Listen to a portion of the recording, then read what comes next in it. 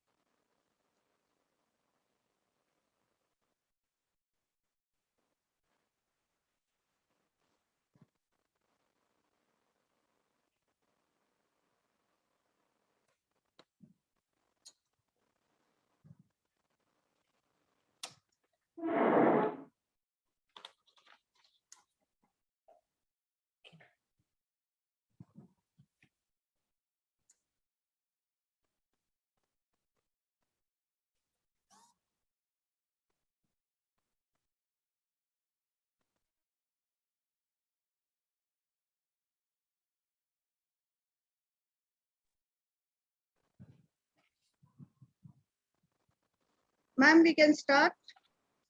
All right. Good morning, good evening, good afternoon to all my viewers, to all my speakers, to all the people who are watching us live on Facebook and on other platforms. Me to We, Women's Equality Day, which is celebrated on 26 August to make people aware of the struggle that women had done for gaining their right to vote. And after that, subsequently, the success they have achieved in various sectors. Today, we, the GEF, Global Educators Fraternity, are going to celebrate this day in our own way, with the freedom to express our views world over, with our guest speakers, with our special guest speakers, and speakers from various countries across the globe. Before we start, it's always nice to have blessings from Almighty. So I will request my technical team to start with the lighting of the lamp to seek the blessings of Almighty.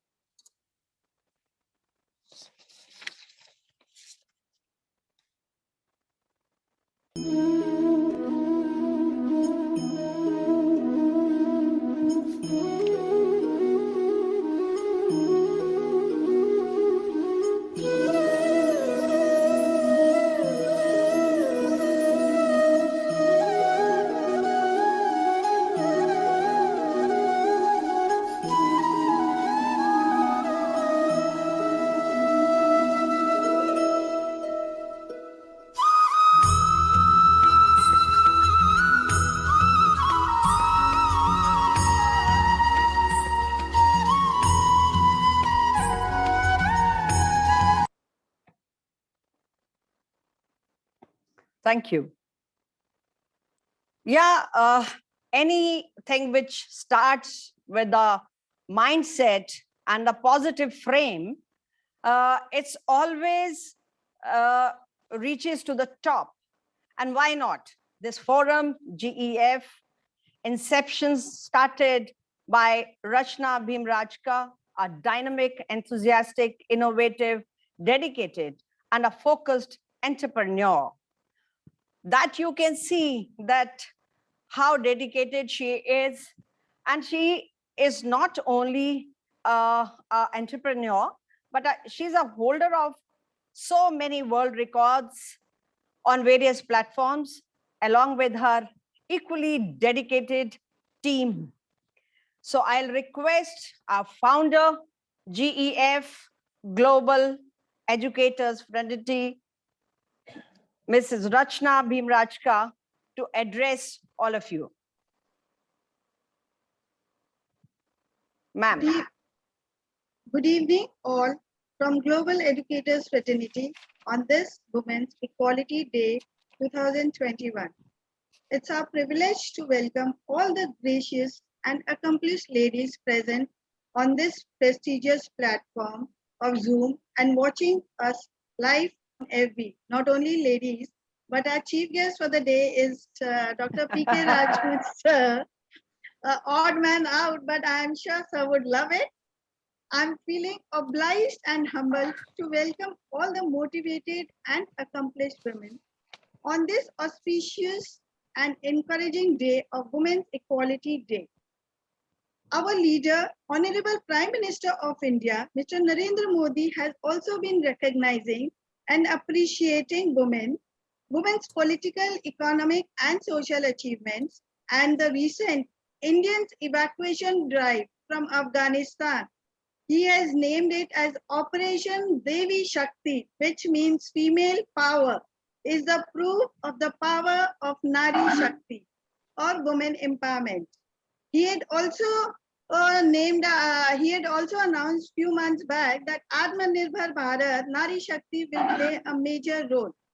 I am humbled to present this august gathering of such powerful women who have gained respect, honor, and recognition by taking decision on their own, be it education, marriage, or different walks of life. My personal experience in that words that make us known to our traits and features are the true representative of our personality. I am proud that women are now officially the other half of the face of the earth, that is the whole globe. And I believe, and my advice to you is to keep motivating yourself and always be ready to take on everything with full potential. You have always been the voice of the voiceless, and today we stand with dignity and passion to celebrate this glorified and momentous day with all you gutsy and unstoppable women. Once again, a happy Women's Equality Day to each one of you. With this, I would request our organizing team, Nirmal Mahana ma'am, to take the program ahead. Thank you and namaste from India. Thanks, Rachna. Yes. Before we start and give the platform to all my speakers and to our esteemed chief guest, I want to tell something about this organization, which is working tirelessly every day, day and night, and making everything possible because it's a huge, huge platform on which all of you are going to express yourself. So what is GEF? GEF. We are going to talk about the vision, the aims, and mission, and then what are the aspiration of the people which we are going to take, and in the further and coming course, we will be taking so many issues which is related to this. So let me explain to you what is GEF initially. GEF is an association that hankers to build global citizens around the globe to spend awareness in various aspects to make a better quality life, where the like-minded people have joined hand in hand under one roof, which adheres to cater to the current issues in the education, fraternity at a global level and create responsible and responsive citizens. So for that,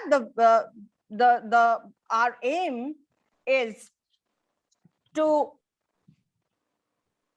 mentor best practices and upgrade already established practices to serve the community and meet the social needs. It aspires to promote education through various domains of learning, such as cognitive and social emotional skills. There are so many things to work on education, because after all, we all are working for the children. So anything related to our children, we are working on that.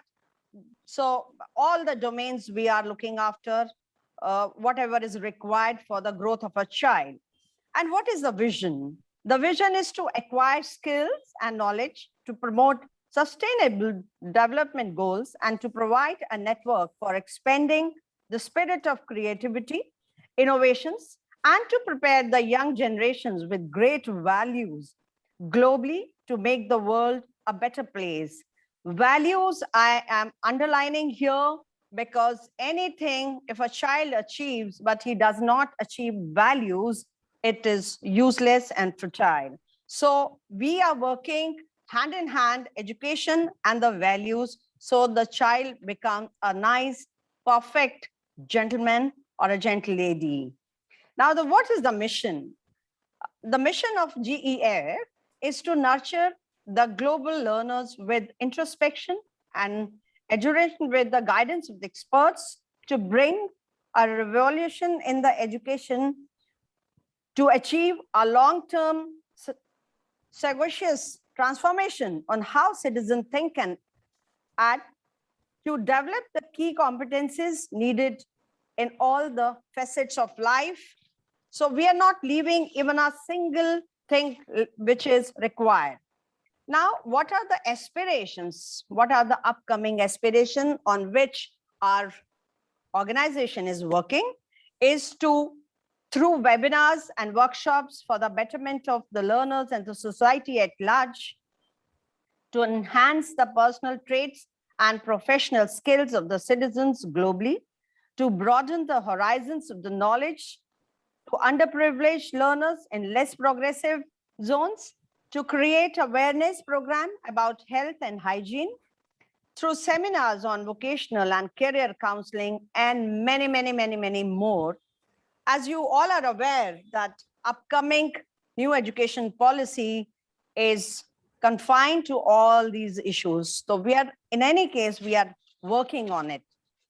So this was the intro about GEF. I'll request now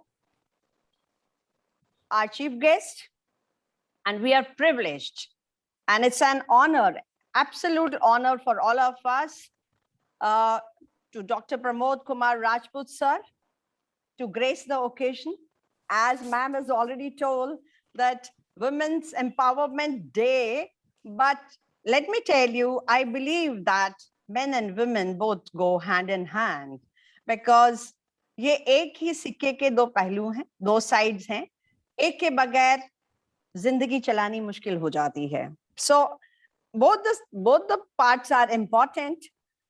Ladies and gentlemen, let me tell you that Dr. Pramod Kumar Rajput is a seasoned corporate professional with a rich experience of 4 decades in pharmaceutical and healthcare, sales and marketing as Senior Vice President and Vertical Head in Cadila Pharmaceuticals Limited, an Indian multinational leading pharmaceutical company which is based at Ahmedabad.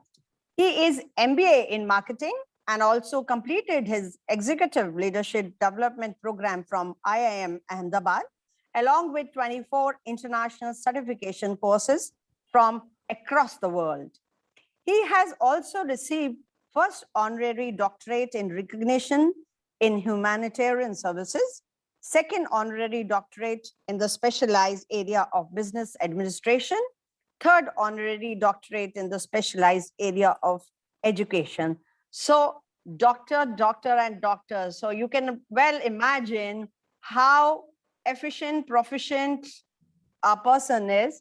And sir, it's an honor, absolute honor for all us ladies that today you have accepted our invitation to be as a chief guest.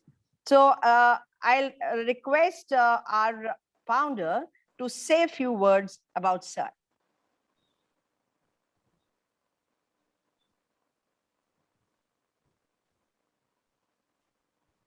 Or I'll request sir. So please grace the occasion. Thank you, ma'am. Thank you so much, Nirmal ma'am. You have spoken from your heart, and it is a blessing to me, frankly speaking.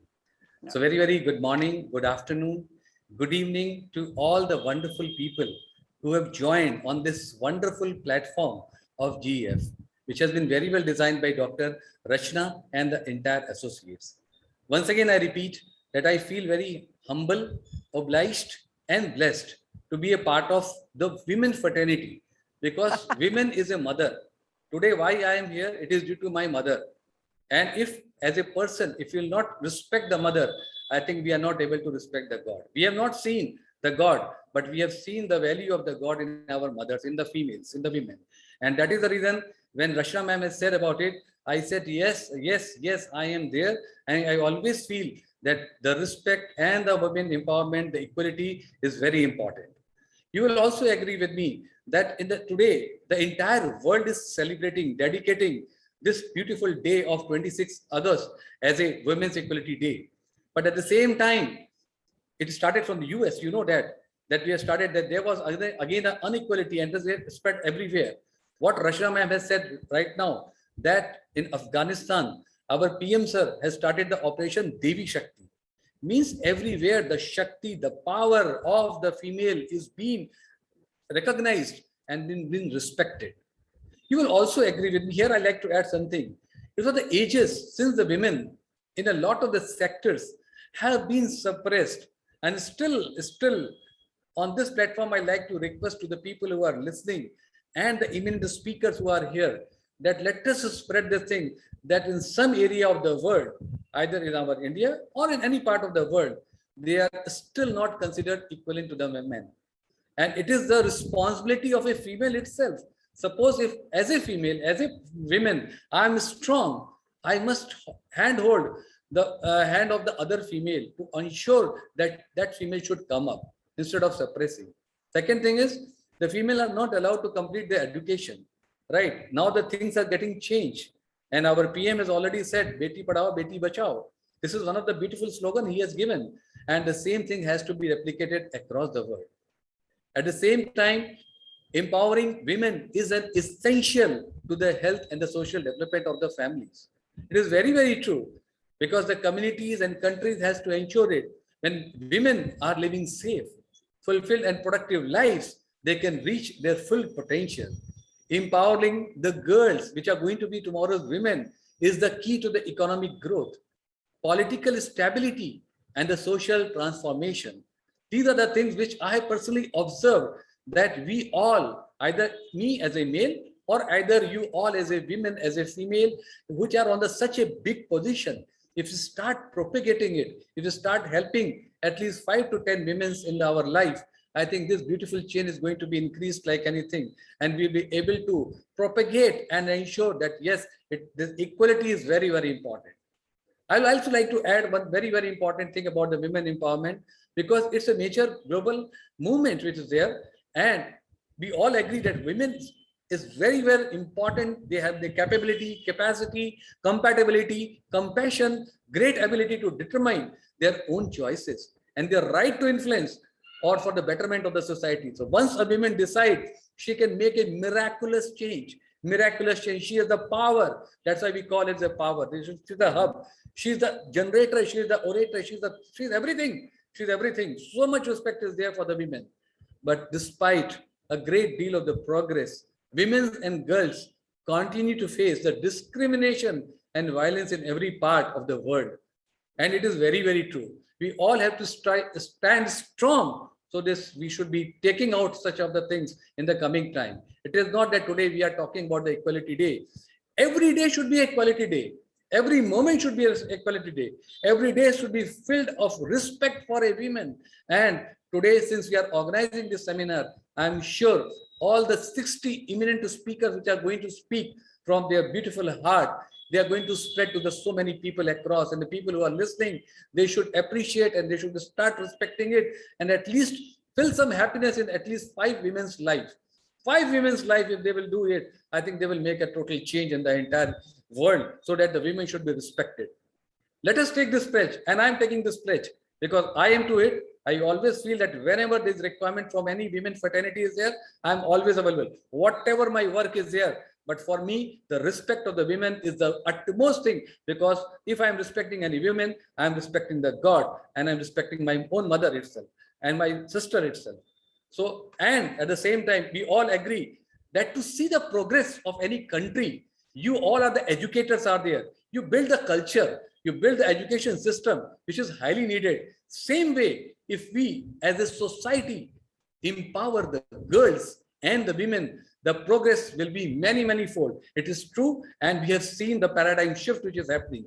With this very few words, with lot of positiveness, with lot of the fire in my heart, my personal commitment to empower the women at the best of my capacity, capability, and wherever I will be there, I'll be handing over my complete things to ensure that yes, I will be supporting on this wonderful cause. And I will once again request that everybody should support, because women is their strength. With this, I'd like to hand it over to the organizer, Rashna ma'am, such a wonderful organizer, such a wonderful person who always talk about the women empowerment. We always support with the entire group of the people with this, and the secretary and the speaker. Thank you so much, ma'am, for giving this wonderful platform. I am blessed, I am obliged to give this beautiful some words to the entire group. Thank you so much, ma'am.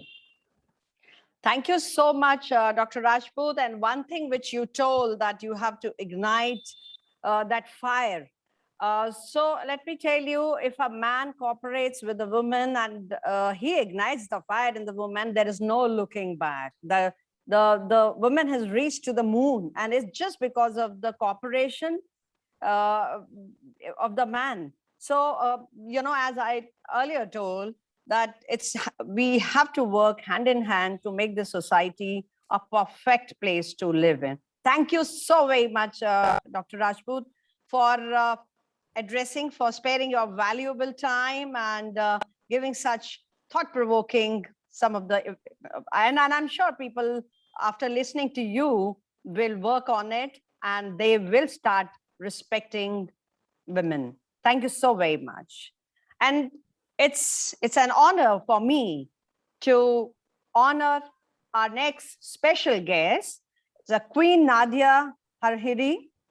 She is the founder and CEO of Success World One, Success World One Academy, Success World One Mental Health Clinic. She is the ambassador at large for UN Affairs at the International Human Rights Commission, arbitration judge at the Federal Court for International Human Rights, pro-chancellor of AL Royal London University and Rockfield College of Science and Technology. Her Royal Highness Queen Nadia, I request ma'am to express your views today and address our people. Namaste. Hi, everybody. Greetings from Namaste. France. Namaste.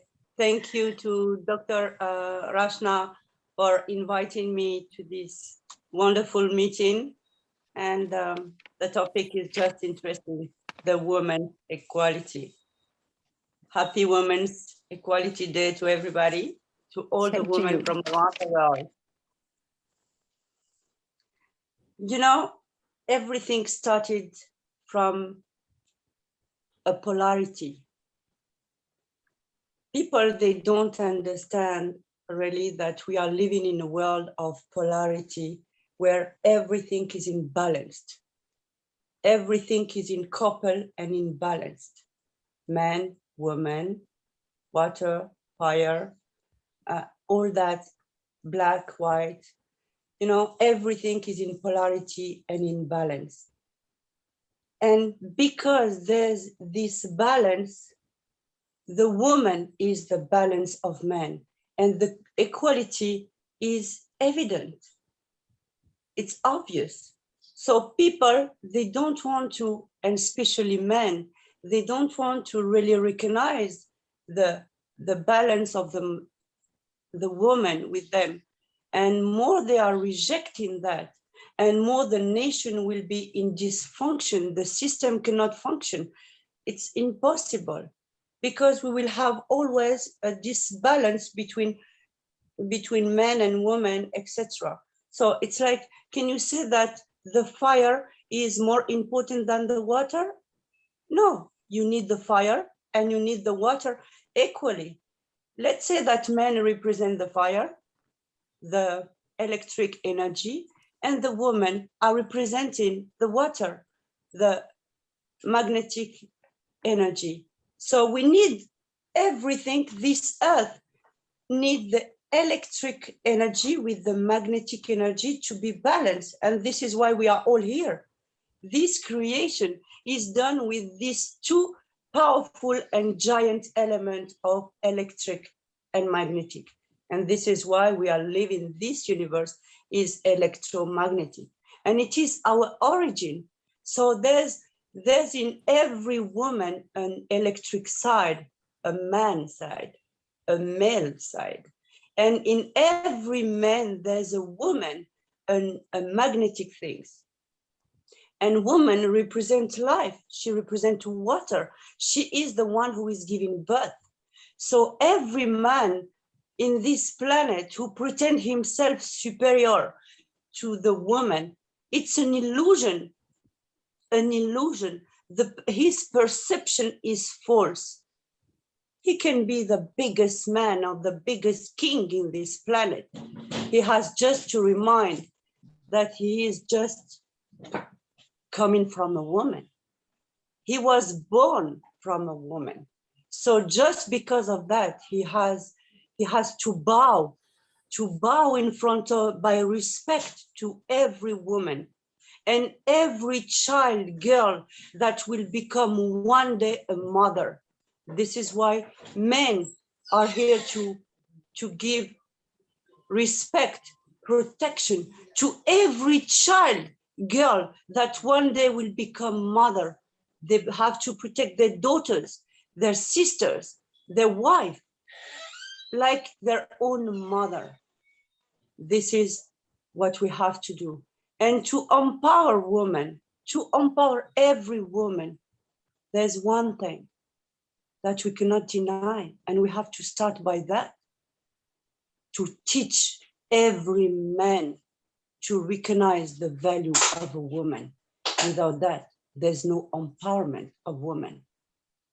Because most of the problem that we are facing, it's also a problem of culture and tradition. You know, I was born in Muslim religion. You know, my origin are also Arab. So I know how the woman has to just be silent and be submissive. But we cannot allow that anymore. No way, no way. Because, you know, in some tradition, they are saying, okay, you will be married, you will have to take care of your husband, take care of your home, children, and this is your role. But who has written this role for this woman, for the woman? Some people, they are putting God in it. I'm sorry, I was reading so many things, so many holy books. I have never seen anything written about the woman saying a woman, she has to marry, take care of her home, clean, wash. It's written nowhere. It is a law that was imposed by the society, a male society. And this is why we need to educate our women, because every woman has the same equality than men. Why? Because she has the capacity to think just like him. She has the capacity to feel just like him. She has the capacity to create, to act. And if we give her all the possibility, if we give her the chance, she will lead a nation.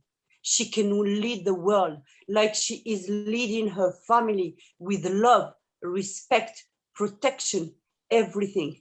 It is given to the woman to give birth.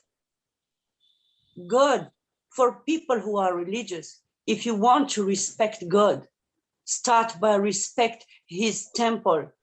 It is said that God is living in his temple, that this body is the temple of God. So a woman is also living, has a body, and God is also living within her. If you want to respect woman, you have also to respect, if you want to respect God, you have also to respect the temple of the woman. We are all spirit.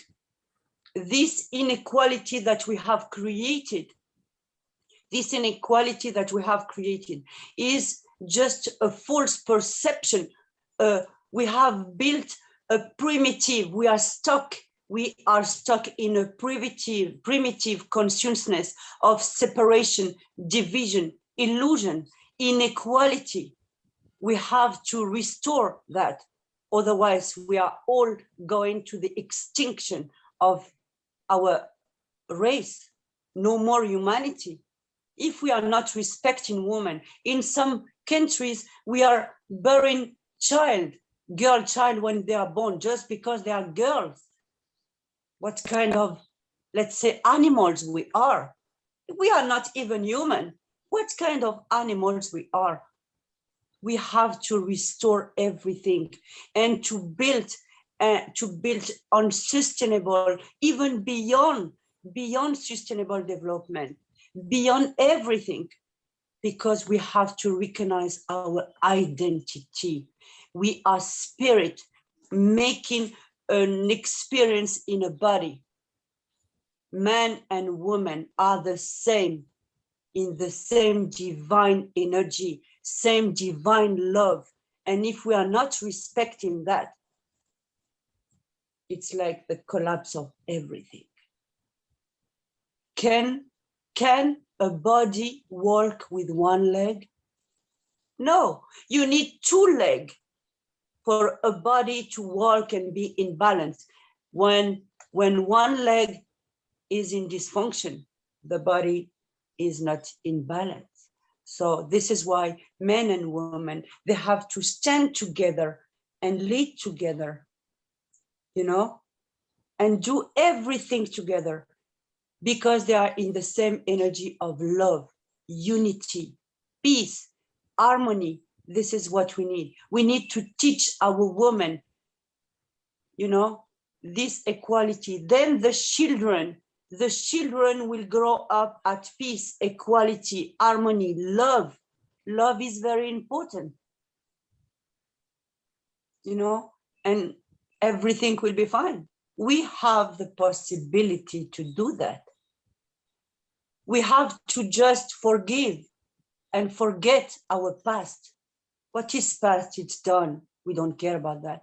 We have to focus on our present, open our consciousness, open our mind, and be aware of the value that we have all together, men and women.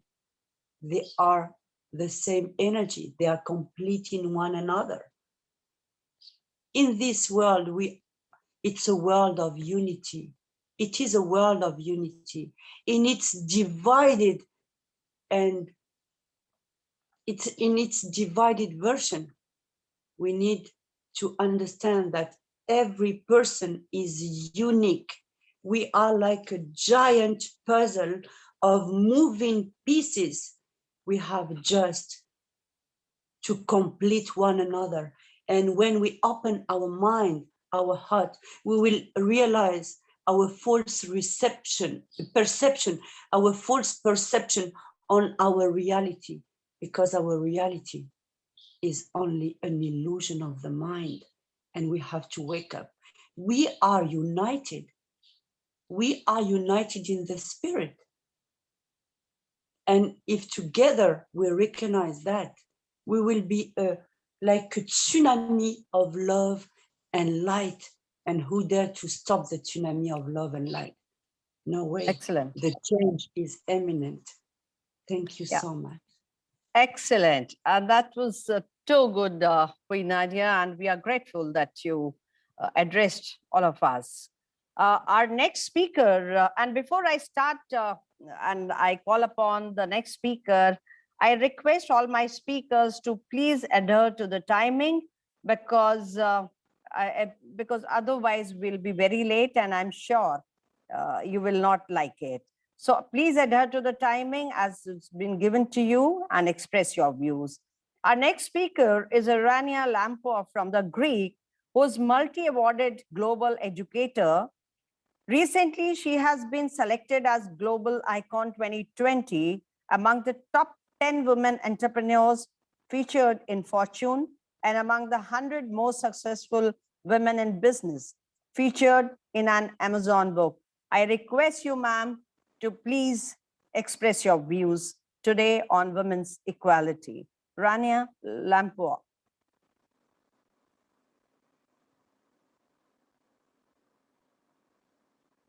Is she there?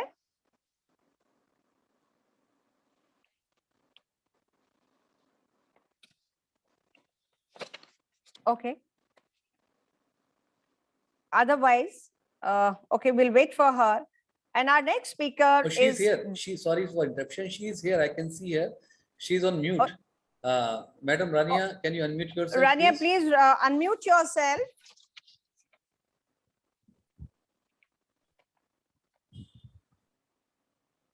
Okay. Rania, Yes. please unmute Okay. yourself. Yeah. Yes. So. Hi. From Greece. I'm very, Yeah, very I know. happy. I've already told everybody that you are such a interesting person, because I can see there's a huge, big, intro you have sent. But I'm sorry, sweetheart, will not be able to read out the entire thing. But yes, I have already told people that you have been selected as Global Icon 2020. Top 10 women entrepreneurs and 100 most successful women in business featured in Amazon book. You are an avid reader, researcher, scholar, and now the stage is open for you. So good afternoon from Greece. I'm very happy to be a part of this special event. Thank you, Dr. Rashna. And I would like to congratulate Global Educators Fraternity for this significant initiative. So while circumstances are different this year because of the corona pandemic, it is still a day to celebrate women around the world, their achievements, and raise awareness about women's equality. The stereotype, think manager, think male, is that no longer stands alone. Because as 2021 unfolds, we can add a new one. Think leader, think lady.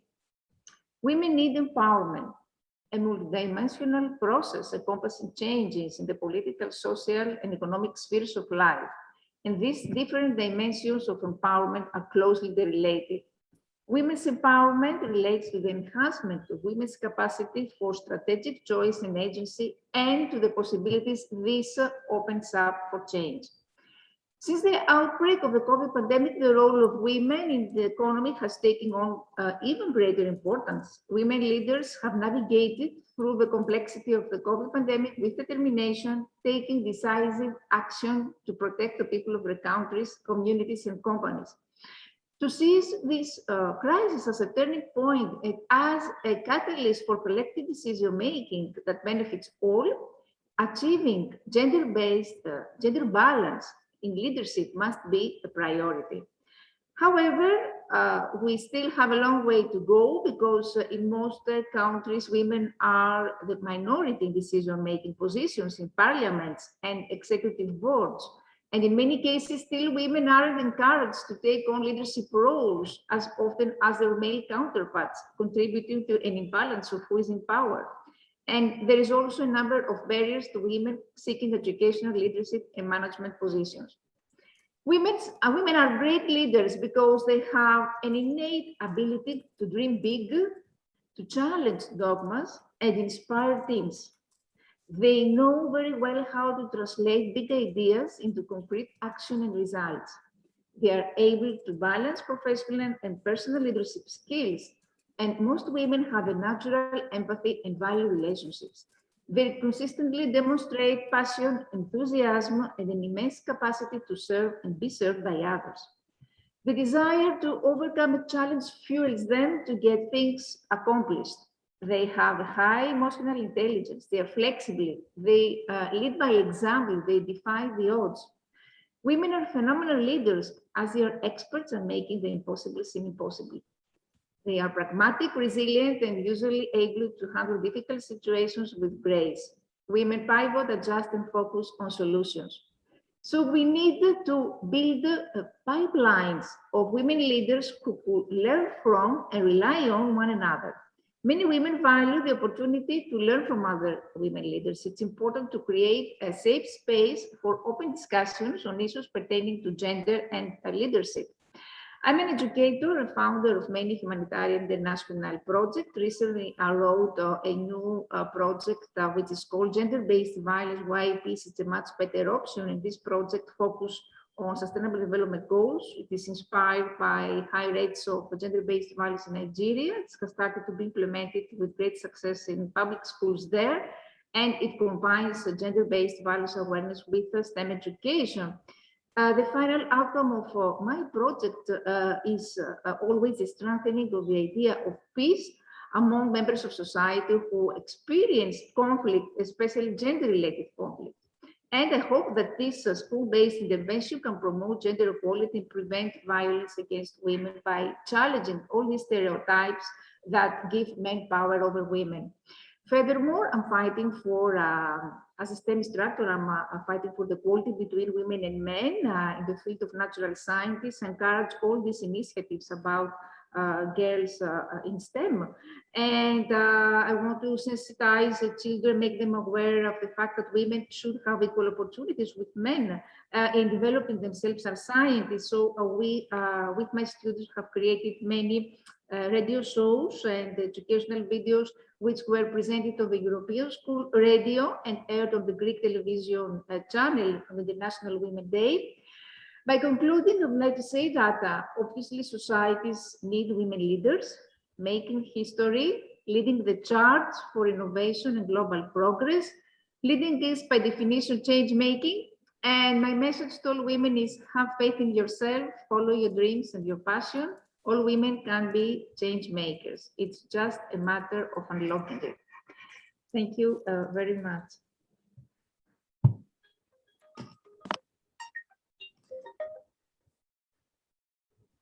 हाँ जी, देखो कैसे जो मुझे देख करके देखो कैसे मुस्कुराई जा रही है. All right, our excellent ma'am. And the next speaker is Dr. Yolanda Peterson. Is she there?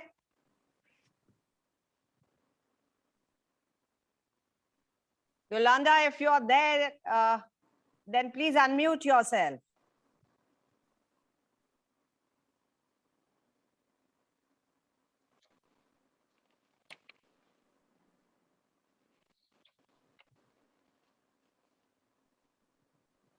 Is Dr. Peterson is there?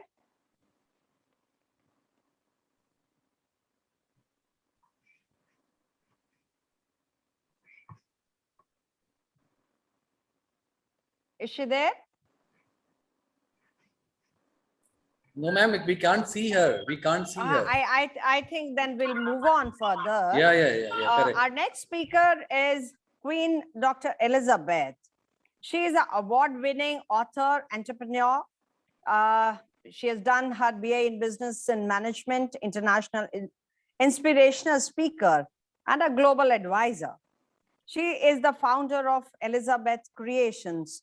So I'll request ma'am to please express your views today on this forum. Queen Dr. Elizabeth, if she's there, please unmute yourself if you're there. Yes, Yeah. ma'am, I've given her the option. All right. Oh, she's Dr. Peterson. Yeah. There we go. Thank you, everyone. I finally, I'm finally. Hi, Yolanda. And I'm very happy that you want the equality between both the girl and the boy right from the childhood, as far as the education, sports, political ambitions, and corporate leadership and everything is concerned. We are very happy that you want equality right from the childhood. The floor is yours. Please carry on. Thank you, Dr. Mana. I want to start off by saying that gender equality by no means insinuates that the woman wants to take over or replace the role of a male, whether that be at home or within society. I think strong women are acutely aware of their own femininity and strongly aligned to the mutual benefits of gender equality. Benefits such as equality prevents gender-based violence, as Dr. Rania said. Gender equality is the root cause of violence against women around the world. Gender equality is good for our economy. It is a human right, and it makes our communities safer and healthier. And that is such an important point for me to mention. Mostly we perceive that everyone understands what gender equality is all about. So, and they often get it confused with femininity. So gender equality is commonly known as sexual equality. And in layman's terms, it is the equality of sexes. It is the equal state of access, very important, to resources and opportunities, regardless of gender. Access to economic participation in decision-making, valuing and acknowledging different behaviors, our women's aspirations and their needs equally, regardless of their gender. And in a nutshell, gender equality ensures that every individual, whether that be male or female, has equal opportunity to make the most of their lives and their talents by providing equal opportunities in education, employment, in their homes, in spaces of decision-making as in community-led forums, political office, on the sports field, and in corporate leadership. Gender equality has conclusively shown the extensive stimulation of economic growth. Now, my company, Beget, we concentrate purely on economic growth, which is womenomics, and then, of course, youthnomics. Now, we cannot speak of the effects of women economic empowerment without referring to the McKinsey's report and the advancement of women, especially here in Africa. And Africa is home to one of the, or some of the fastest growing economies in the world. Yet, gender inequality persists, and that is limiting our potential, because the failure to embrace gender diversity affects millions of women across the globe. And we are unlikely to reach our full potential in society and make economic progress. And therefore, it is unlikely that we would, as women, reach our full potential. And it's estimated, just an interesting fact, that $316 billion, or 10% of the GDP, can be added up to the period of 2025. Imagine that, if we have women taking up their power and holding leadership positions where they are not just there to represent, but they're there to have their voices heard. And that is also very, very important to me. And at the rate that we are going right now, it is estimated that Africa will take a staggering amount of 142 years to reach gender parity in each space. That is alarming. And I wish to highlight just three issues when it comes to gender equality. One would be women economic empowerment, most definitely. And then the girl child empowerment through education, and especially in terms of STEM education. And then, of course, lastly, women in leadership roles, whether that be political or whether that be corporate. And my favorite one would always be women within the home and within the communities, because that's where we effect the most change and we get to make the most impact. So within each of these 5 core areas that I have just mentioned, how can we do this? How can we get women empowered in these spaces? By investing in human capital for our females, creating female economic opportunities, and then leveraging technology. Again, I refer to our girls in STEM, and by shaping attitudes and not excluding, like the doctor earlier said, not excluding our male counterparts, because we need them to stand united with us in our fight for gender equality, and to teach the boy child from a very young age that it's this important concept of gender equality whilst they are learning with our girl child. I often have these conversations and I'm saying in a couple of years, we are going to have a whole world of empowered, strong, bold women, and our male child is not going to know what to do with them.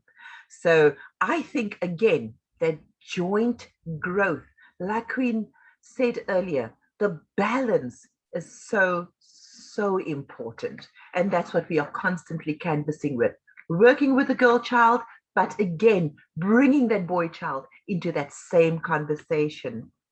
So in closing, because of time, and I'm hoping to listen to all of the other phenomenal women speaking, I have to mention, though, that we cannot discount the fatal issue of gender-based violence. And I am truly of the view that gender-based violence is a symptom of gender inequality. And I truly trust that further discussion will be held in the near future, where we specifically address the patriarchal system and the gross effects it's had on women for eons. And with that, I close my talk. I thank Dr. Narashna, and I also thank GDF for the opportunity to speak. Greetings from South Africa.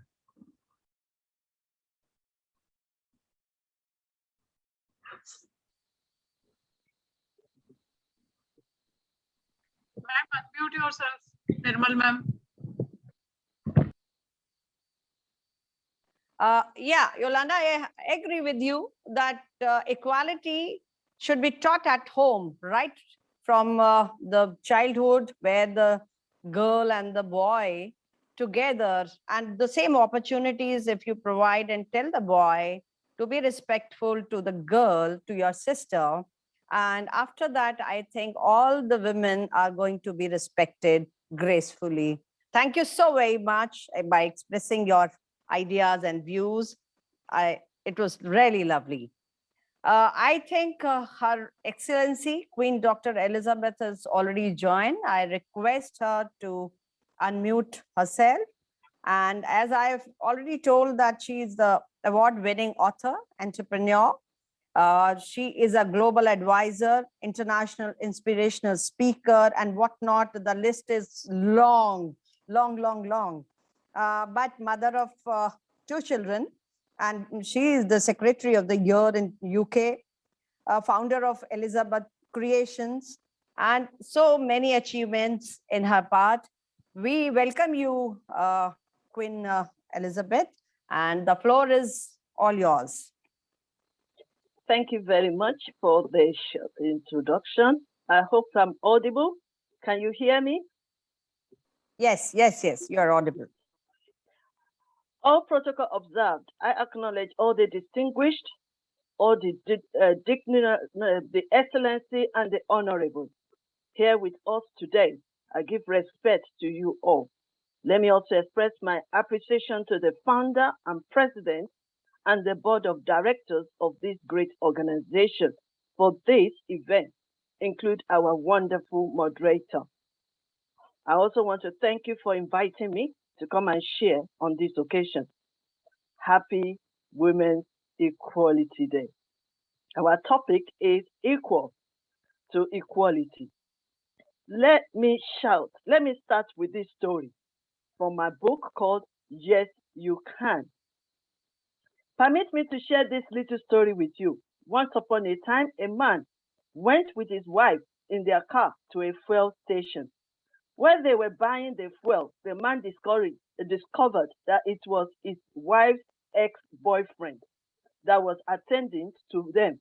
He then smiled and turned to his wife and said, "You would have ended up marrying that petrol attendant."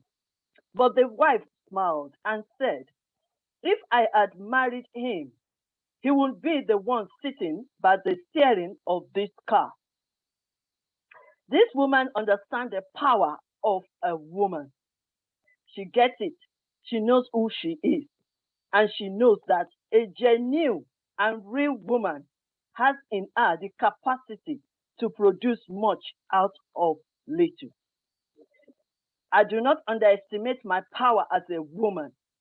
I will not be reduced to nothing or to think I'm worthless by meaningless singers out there that thinks I am a man's problem or equivalent to money or sex. There is more to me as a woman that meets the eye. Come with me in this and let us share to you the quality of a woman. Women are unique. They are beautiful. They are precious. The women were empowered by God to do many things. They are creative, industrious, caring, loving. According to Proverbs 31st, women are beautiful on the inside and outside. So ladies need to be constantly reminded of this by their parents first. Every female is peculiar and each is a role model that they just need to appreciate that and recognize it as well. Good character brings out a good woman and lady. They have moral values that they need to develop and appreciate. This will take time to develop and it takes patience and endurance. Character can be developed. So let us continue. Women, we are talking equality here. Yes, I always like this kind of topic. But let me quickly just say something. Mindset is everything. And for us to change our mindset, we are ready to move forward and we are ready to change. And we are ready to make a change and make a difference in this world. Let me also illustrate this. Head and neck. We have head, we have neck. Have you seen one day neck and head are being separated? No, I have never seen it ever since I was born. So this, and then we have king and queen. Have you seen any queen, any king without a queen, or queen without a king? So men are logically thinking and women think emotionally. But God knows what he's doing when he says that we cannot leave a man alone in this world to take care of this world. So men and women were created for a purpose. Until we know our purpose, there will always be problems in the world. Until we know our problem, until we know our purpose, we will always be fighting each other. We will always be competing with one another. We will always be putting ourselves down. We will always be abusing ourselves or abusing the young girls and the women. So we need to know our purpose on earth. We need to know who we are. And as I've just read from my book, Yes, You Can, we are so special. We are unique. We don't have time to be fighting one another. We don't have time to be bullying one another. And men and women, we don't have time to be abusing one another. I say something. If you don't value something, then you will abuse it. We are valuable.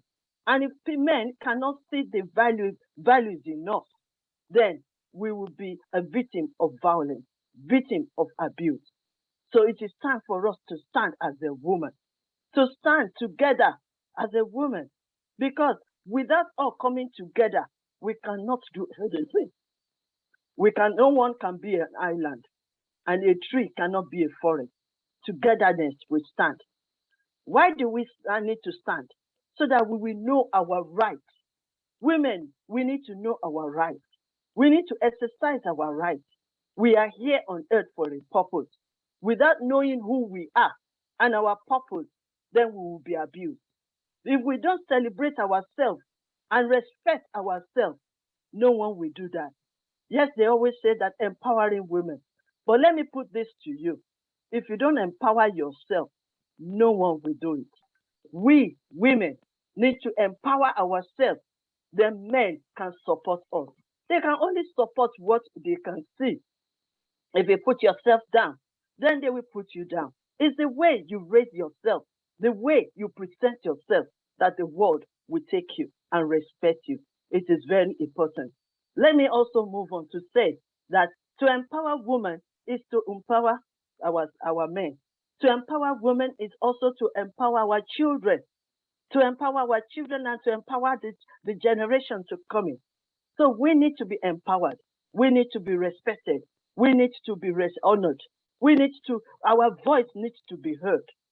Gone are those days when they will say women need to stay in the kitchen cooking, raising kids. The times have changed. We are moving on. No one stands still. Like I always say, if you cannot fly, you walk. When you walk, if you cannot walk, then you run. If you cannot run, then you crawl. But we are all moving. The world has changed, especially for the past 2 years now. COVID came in. Nobody. Ma'am, we have to stop here. We have actually exceeded a lot of time and we have so many speakers waiting. Okay. Thank you. Because all right. If yes, thank you very much for inviting me. I apologize, but if each one of us follows the time limit, we will be able to complete it on time. And when it comes to women, I know I can talk on and on and on because this is my favorite topic and I am sure each one of us, this is a favorite topic. So just apologies if I hurt anybody's feeling, but we have to maintain our time frame. And I will. Okay. I would just like to take one point as you mentioned. See, every woman has a man in it. Every she has a he in it. Every father has a her in it. So nothing is incomplete. We cannot have just a female dominated or a male dominated thing. So yes, we all are here for healthy discussions and I'm loving all the discussions, but a humble request because we all are here to share our perspective. So 4 minutes is all what we are looking for. Just apologies. There is no intention to hurt anybody's feeling, but we have to strictly maintain time limit. Thank you so much.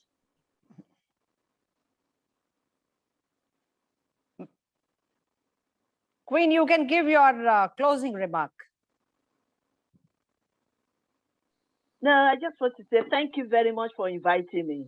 Thank you so much. And I believe that thank you so much. It was,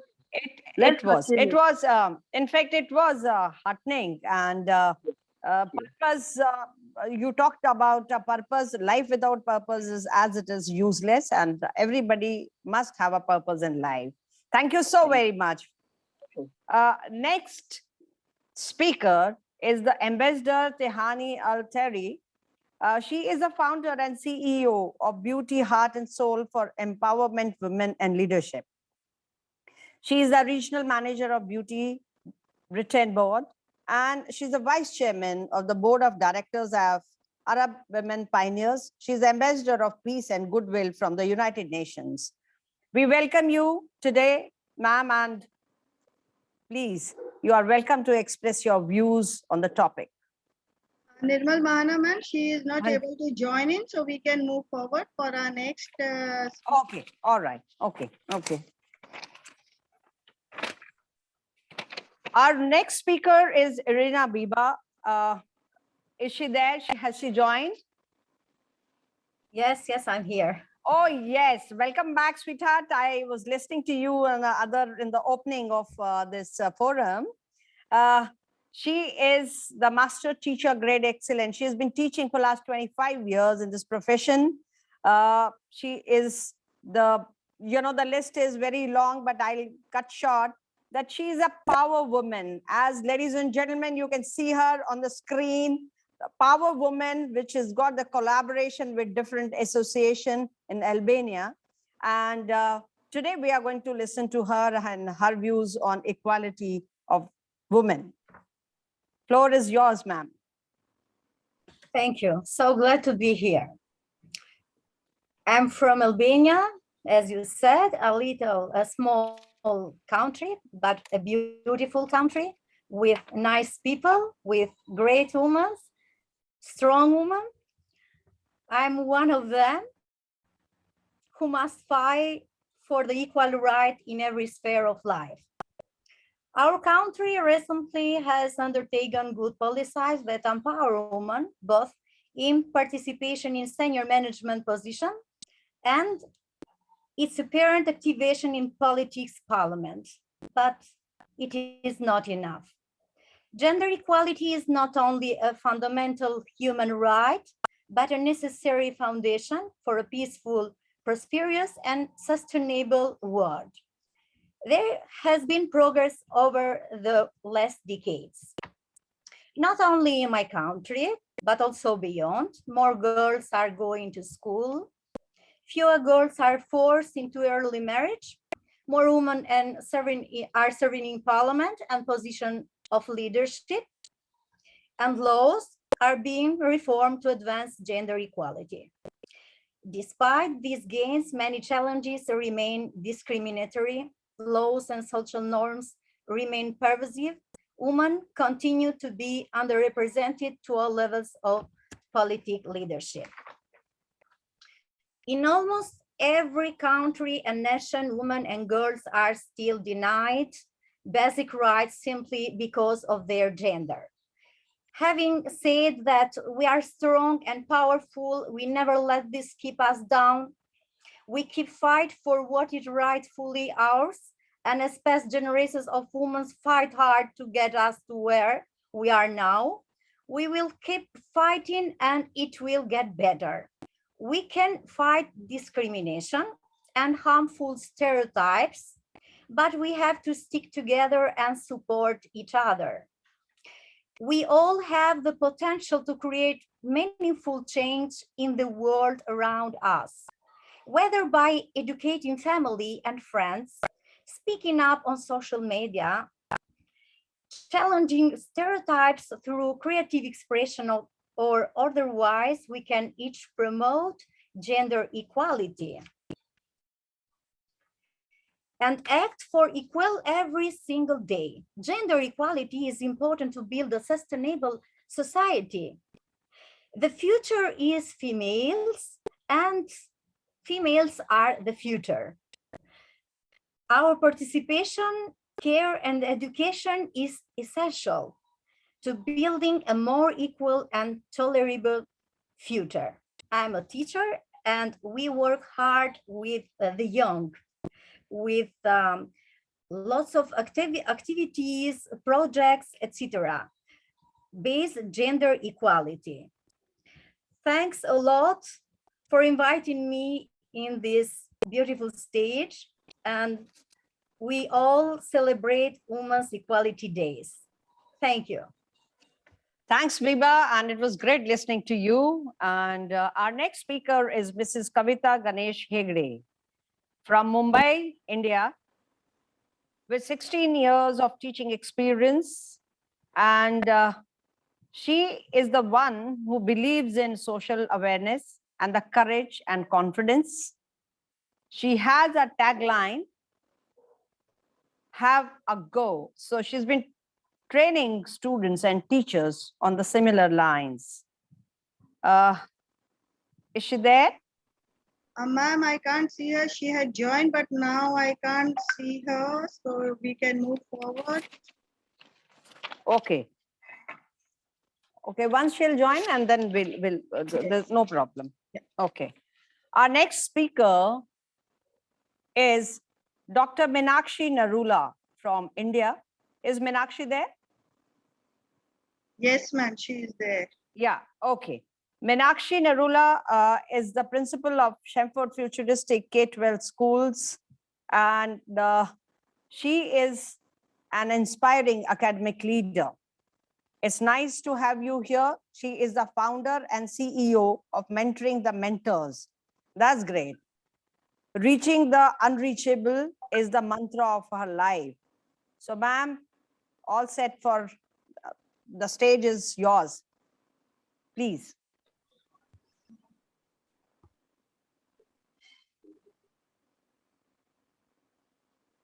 Unmute yourself, ma'am. Yeah, am I audible? Excuse me. Yes, yes, yes. Yeah, thanks a lot. First of all, I'm indeed honored and privileged to be here for this wonderful opportunity, sharing my thoughts on gender equality today, women equality.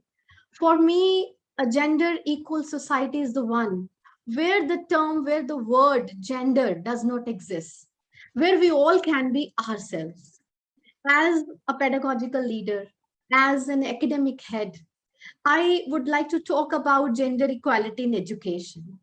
See, this is the place, the schools, our homes, where we can start so that we can foster this thought in each and every individual.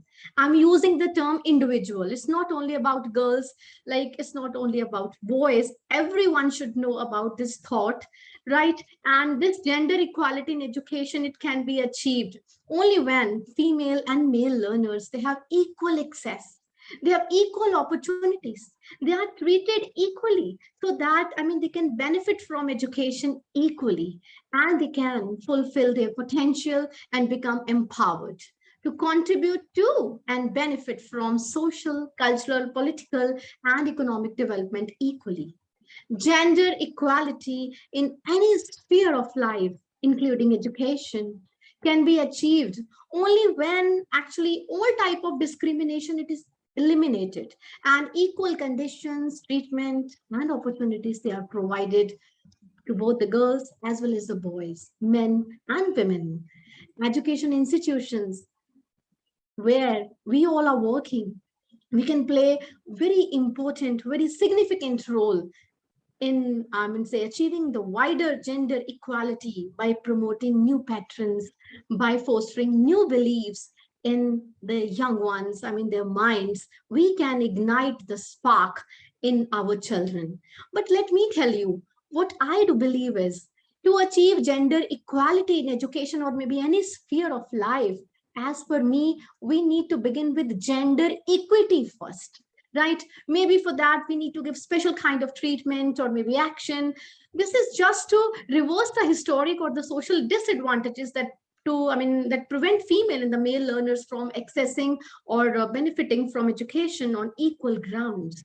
Right? Though it seems pampering the girls, fine, we have to do it. We have to provide some kind of extra opportunities to them so that if we want to bring them to that kind of level where we talk about planet 50-50, where we talk about equal opportunities to girls and boys, let us begin with equity first. Right? This is the thought that I just want to share with you all. At our homes, let us begin with that, providing equal opportunities to the girls. It may be sharing of responsibilities. Sharing of responsibilities at work and home equally. Maybe the household chores, maybe looking after the kids. This is all is to be done. Otherwise, we won't be able to achieve our target of planet 50-50 SDG 5 gender equality. Thanks a lot for this wonderful opportunity. Thank you, ma'am. Thank you, Meenakshi. Very insightful ideas and the views. Our next speaker is Dr. Mona Taman from Egypt, Vice Chairman of the Future Leader International Group and author of the book Philosophy of Modern Education, Head of the International Education Sector of the African Asian Union. So I'll request ma'am to please express your views. Is Dr. Mona Taman from Egypt is there? Yes. Okay. Hello. Yeah. Welcome, ma'am. Welcome. Welcome to the floor. Welcome. Thank you for everyone. Thank you for all participants. It's a great event. I participate in the Day of Equality Women's or Women's Equality. True.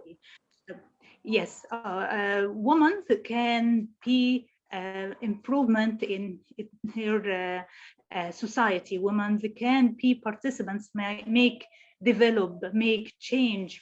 Women is the basics in society, in any society. We see many successful histories for women in all society, in all countries. So now women be president, women be ministry, women be member in parliament. How women participate all this successful with society, how women be successful as in as a wife, how woman be successful as a mother, as an employee, as a president, how all of this we can manage in our life. We can manage our life, we can be change maker if we participate or if we manage our thinking. How we manage our thinking? We manage our thinking by converting any negative thinking to positive thinking. We can change any thinking which reduce our powerful. If we manage our time and manage thinking, we be a powerful woman. Remind yourself to think positively every day. Start reading the positive quotes, being in a teaching and the picture nature in your mind. Take time to do things you like. Do everything you like every day reading, every day sport or make sport exercises. Yoga is a very, very useful exercise to manage your mind, to be positive thinking, to be positive energy, to be change maker in your life. Believe that you can do, believe that you can change, believe that you can be powerful in your home, in your society, in your organization. Believe that you can. Remember that nothing not stopped you, just your thinking. Your negative thinking is the most thing that stopped your passion, your energy, your innovation. All women's is innovation, but how you create and how you develop your innovation to participate in your society with reading and study hard every day, study reading every day, develop every day. This is a powerful ways to make you as a change maker woman and a very successful woman. I like you very much. I love you very much, every woman. You'll be success and empower in your society. Thank you for every woman. Thank you. That was beautiful, ma'am. Yes. Our next speaker is is she there? Dr. Mutmina from Indonesia. Disconnect होके वापस. She is the avid reader and exceptionally talented personality from Indonesia.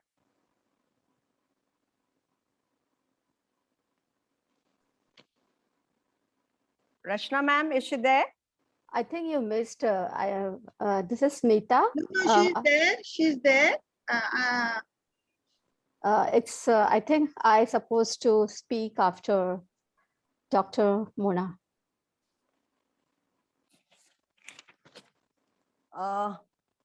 Is it Kavita? No. Smita.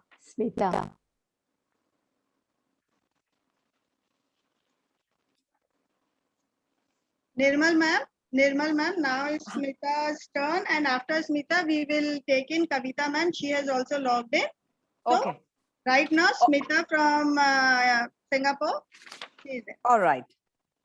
Yeah, Smita is originally from India only, and we welcome you, but residing in Singapore, and she is the architect actually in Singapore. And you know, the list is endless. She's doing a wonderful job, and she is the president of the iconic Kamla Club, which is a non-profit organization in Singapore. She's doing a wonderful job. She's working for social, charitable, cultural activities. and working for the underprivileged. Ma'am, we welcome you in this forum, and we request you to express your views on, because you already are working on all these issues. Yeah. The Bible says, speak up for those who cannot speak for themselves, for the rights of all who are destitute. Speak up and judge fairly. Defend the rights of the poor and needy. This mostly is the essence of Women's Equality Day 2021. Hello, I'm Smita Vargantiwar, the president of Kamala Club Singapore, a true Indian woman at heart. Today is an important day. We cannot undermine the celebration of the momentous day, which stands for gender equality. The celebration would be incomplete without giving due to the trailblazers who made it possible. So I salute all those who have achieved this for us women, because it was not an easy task. It was a path full of challenges and tribulations, but the beginning was made, and now we have to carry the torch ahead.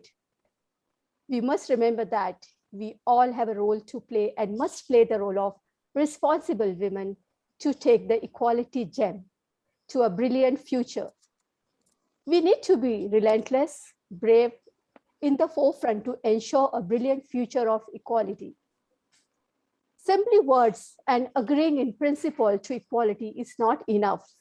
Action is a key to ensure the implementation of this campaign. We need to collaborate, create dialogues, exchange best practices across the board. It needs to get global, with one woman helping another, one community helping another, and one country helping another. It has to become a global phenomenon, and we will have achieved success only if we see proof in action. This coming together will go on a long way to channeling thoughts and actions and making this dream a half reality today, a full-fledged accomplishment in the year to come. One world. But we have miles to go before we sleep and miles to go before we sleep. Gender equality, I believe, is extremely important for economic prosperity, a hindrance to violence against women, and helps build a safe and healthy universe.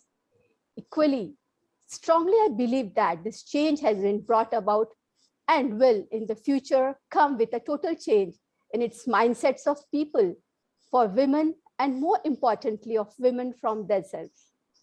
Based in Singapore, I'm proud to share that the United Nations Human Development Report ranked 11th out of 162 countries of gender equality, beating the US, Canada, Spain. So more than women, men enroll local universities. More women than men enroll local universities. Women in the city states are entitled to 4 months of paid maternity leave, something not guaranteed elsewhere in the world. This is the sort of human rights we should vouch for. That's the way to go. How many of you agree with me that women make equally good leaders in the corporate scenario, in education, and in political scene? WHO is with me. Who is with me to say that in this advent of job scarcity, climate, women should be given an equal opportunity as men for getting jobs? And who stands by me to say that there is no problem if a woman earns more than a man? Women, I strongly believe, should have a choice, should be decision maker for themselves, and rather than be dictated by norms of conventionalism, orthodoxy, and so-called society. Also, may I add, in order to preserve our equality, we need not to be anti-men. We just need to be a pro-human. And I firmly believe that men and women need to walk shoulder to shoulder, each contributing to each other instead of undermining each other. Being a woman is a superpower. And in the end, I quote, "We should not that diversity makes for rich tapestry, and we must understand that all the threads of tapestry are equal in value, no matter what their color or gender." I add, here's to gender equality and women empowerment. That's the road ahead. Thank you. Namaste. And I would like to thank Rachna ji and Archana ji for inviting me here for Global Educator Fraternity and to speak on women's equality. Thank you so much. Thank you, Nirmal. Thank you, Smita. Smita, you're doing a wonderful job. All wishes to you for the future endeavors. Now, our next speaker is Kavita Ganesh Hegde, again from Mumbai. And she believes in satisfying the inquisitive mind of teachers and the students. And she is a role model when the social awareness and courage and confidence is concerned. So I'll request Kavita ma'am to please speak on this issue.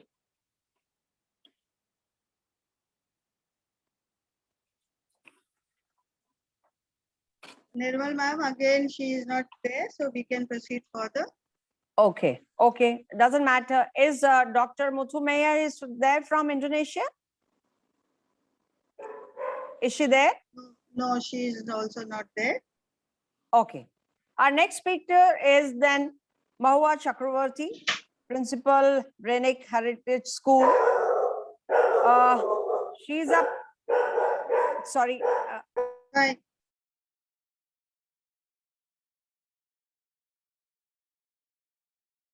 Mahua ma'am, kindly unmute yourself. Yes, ma'am.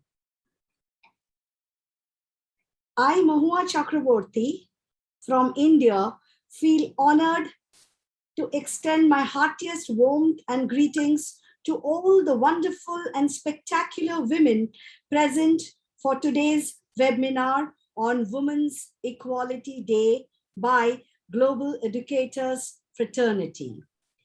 Our voices will definitely help to reach the patriarchal society for the voiceless to be heard. Today is the day to celebrate the confident woman, the woman with tenacity, courage, and self-esteem, and the woman with empathy. I would like to quote. Ma'am, am I audible? Yes, ma'am, you are audible. I would like to quote by Oprah Winfrey, who was born in rural Mississippi and then went on to become a leading television anchor. She said, "Where there is no struggle, there is no strength." And I feel every woman of substance has grown from strength to strength. This I will cite with some examples where women have spoken volumes on equality with men. Malala Yousafzai, a Pakistani activist, she was about to get killed by the terrorist, but then with her determination, she went on to become an activist for female education and also was rewarded the Nobel Prize at a young age. Kalpana Chawla was an American astronaut who was the first woman of Indian origin to go to space, though we lost her in the space shuttle Columbia exploded while re-entering the Earth's atmosphere. J.K. Rowling, an author, philanthropist, film producer, screenwriter, has suffered depression as she faced rejection again and again from the publishers before the famous book Harry Potter got published. Equality can be brought about when we save the mother at home who undergoes domestic violence in many families, which traumatizes children growing up in an unhappy environment, which definitely affects the intellect of the child. So the girls specifically should be taught martial arts, which should be made mandatory in the school curriculum. Only then will any nation, grow and develop faster if the mother, the wife, the sister, and the daughter are secured, respected, and are happy at home first and then in the society. It is essential for every mother to teach her son at a tender age to treat women with respect. From this great platform, we should motivate every woman to get education, which is the best tool to bring about a change in the society, thereby becoming financially stable so that her status gets escalated to bring about the awareness of social, educational, economic, political, and psychological development. I would like to say that a man and a woman's relationship is like the four wheels of a chariot. Whether the front or the rear wheels, all the wheels are important to move smoothly in life. Thank you so much, all the eminent speakers and the excellent organizers. Especially, I would mention Rachna Bhimrajka ma'am for bringing me into this platform. I'm truly humbled. From Bharat, Jai Hind. Namaste. Thank you, ma'am. And Nirmal ma'am, finally we have Kavita ma'am with us. I can see her on screen. So, Nirmal, okay. Yes. Okay. All right, ma'am, as if she has joined, I'll request her to please unmute yourself and express your views.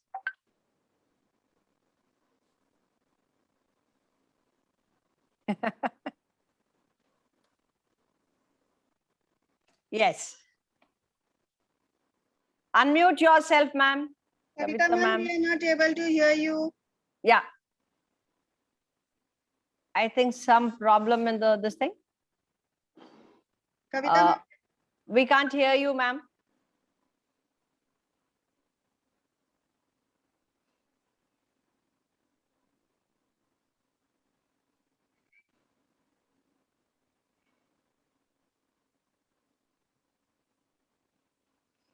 Ma'am, are you using your earphones from the system? Ma'am, just try. I had made you, Kavita ma'am, I have made you co-host, so just try it once again. Yeah. Am I audible? Yes, now I know it was because of that problem. Okay, fine. Yeah. First of all, I would like to thank GCF for giving me this opportunity. And it was my privilege to meet people from other states, from other countries. I'm Kavita Hegde from India, Amchi, Mumbai. Today we all are here to talk about a Women's Equality Day. Behind every successful woman, it is herself. The quote says the strength of a woman is measured by the extent of her refusal to allow those hardships to dictate her and who she becomes. A woman is an institution by herself.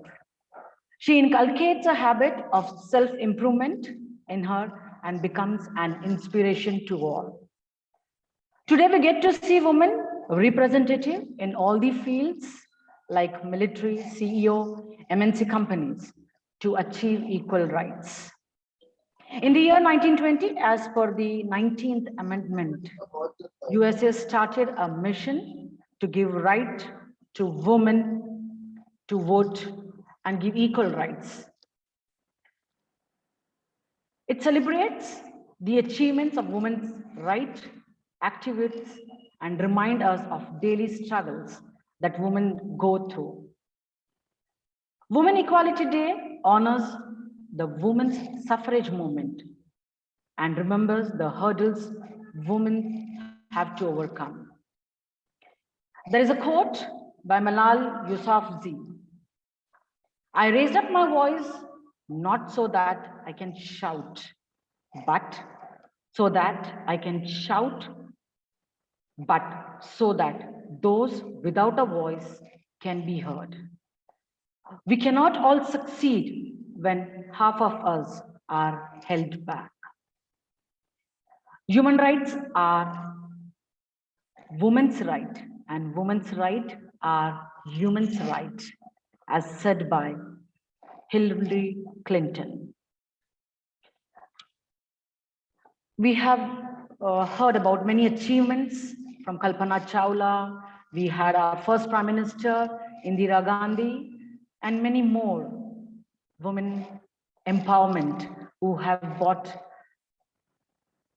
a country to a stage where there is no discrimination among this gender. And I think before I could conclude, we all are here.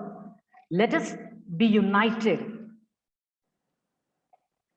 and educate each and every woman, and especially for the rural women, so that each and every woman is educated.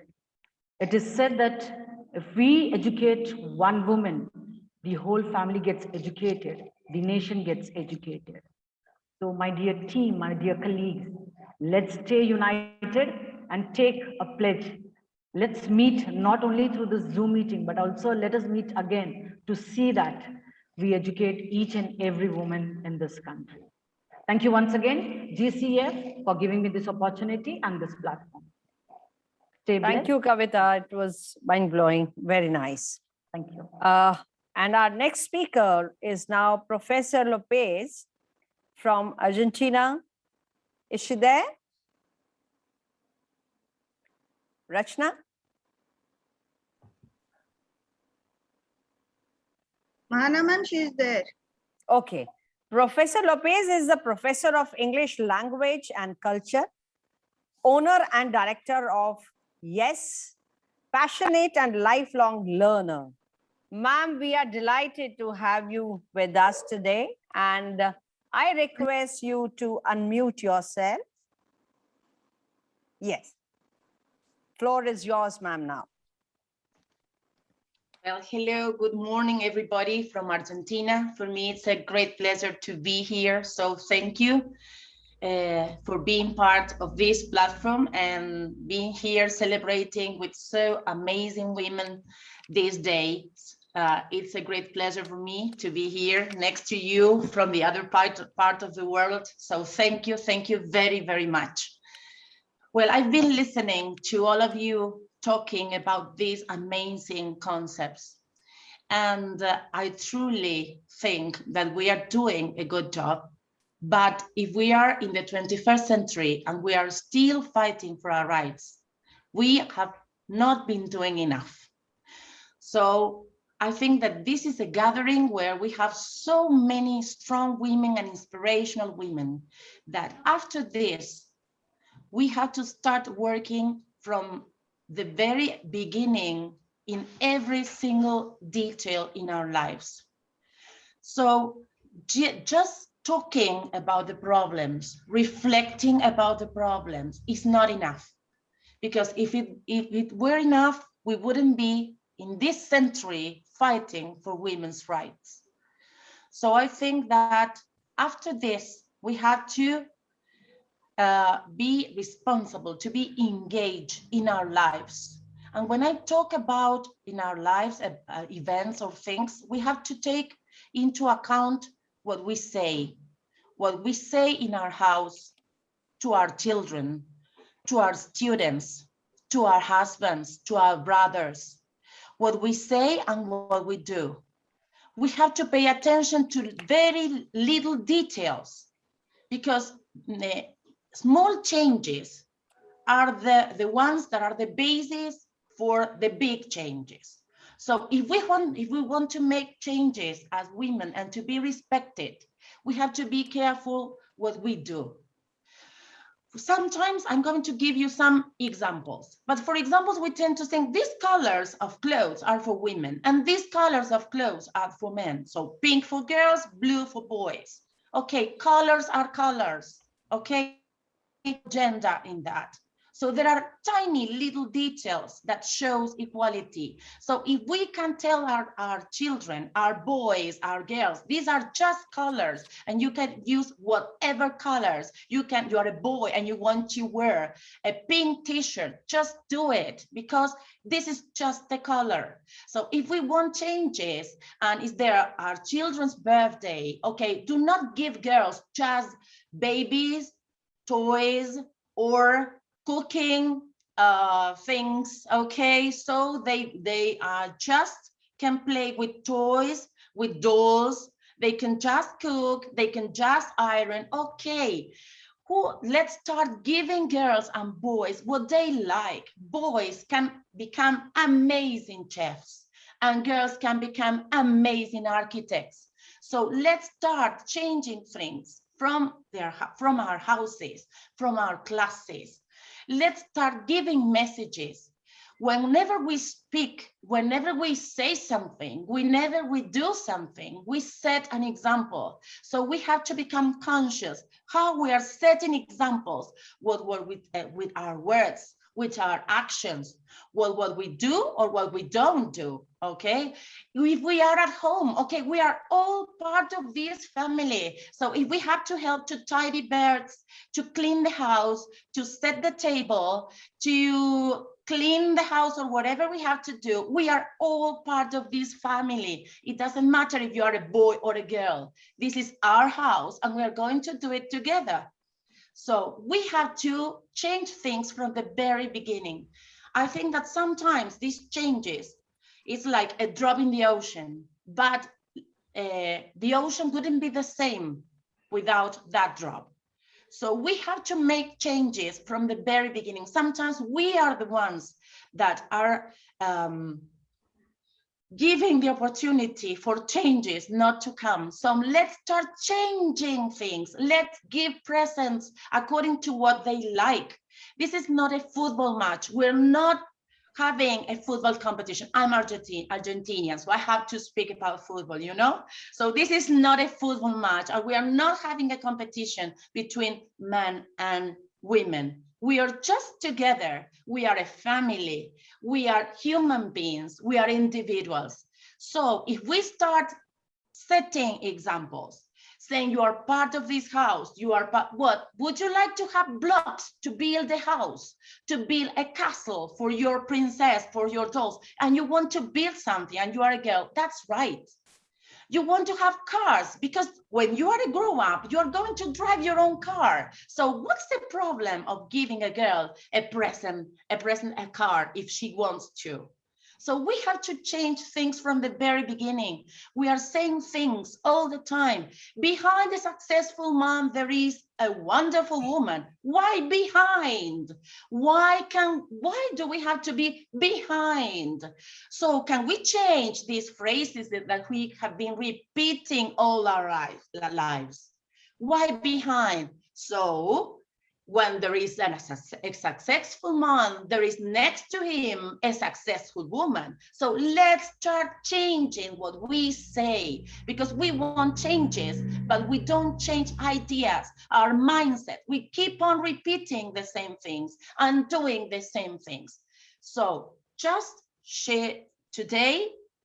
I'm grateful to be here as a woman, celebrating with you, honorable women and men here. Let's make little changes that change big things. So maybe in a while we won't be, we will have remembering this event as something that helped us to change many things. So thank you very much for this opportunity, and it's a pleasure to be here with you, all ladies and men that honor our world. Thank you. Thank you so much, Lopez. And I 100% agree with you that there is a requirement of the change in the mindset. And why discriminate between both boy and a girl because of the colors and the toys and everything? I totally agree with you. So we need to bring this kind of mindset and the change in the mindset. Thank you so very much. Now, I will request my co-host, Arundhati, to take all of you on board for the further session. Thank you so very much.